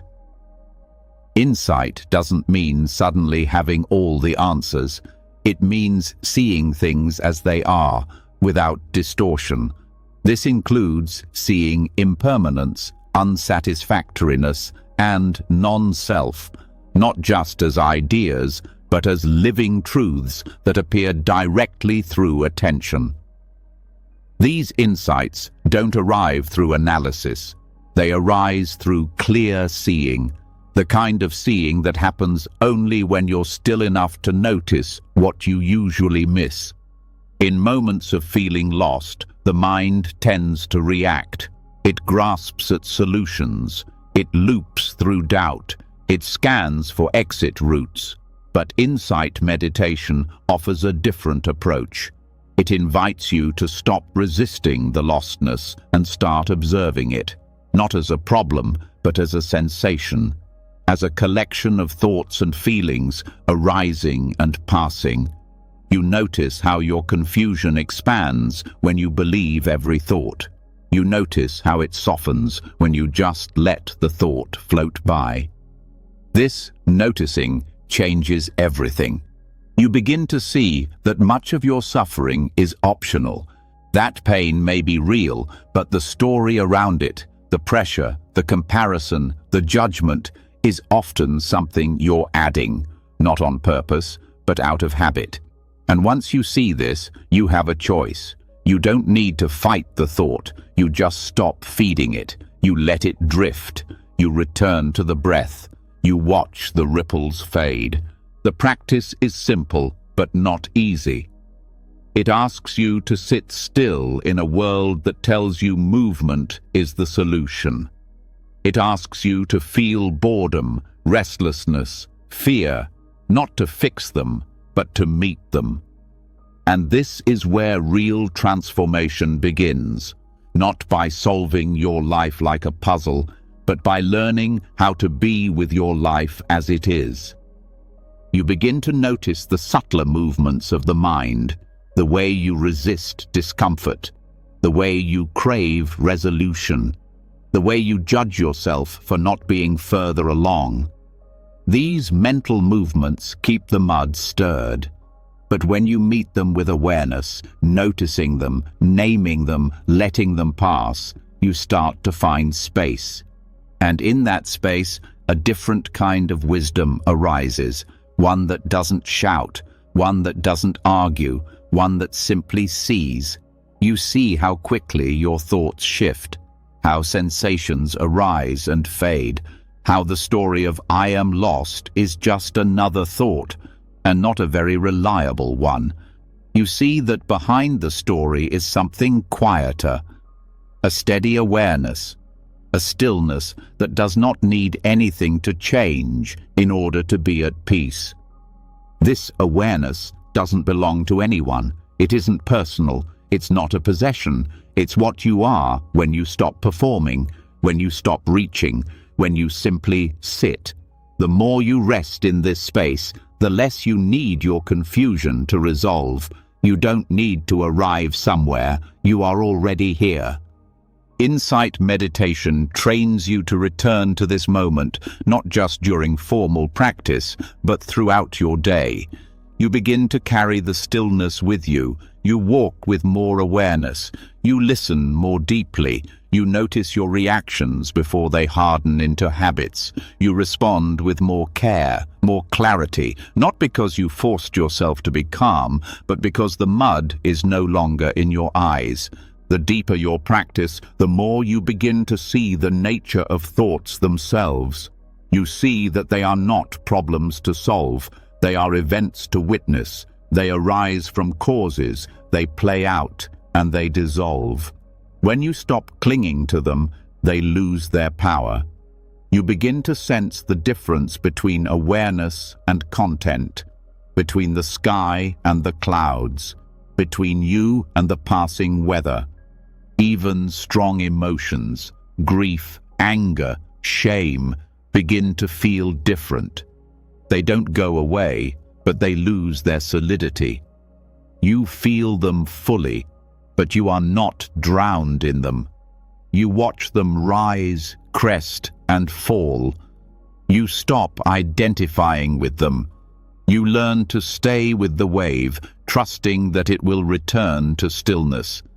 The wave is not the ocean. This is the essence of letting the mud settle. You're not waiting for a perfect mind.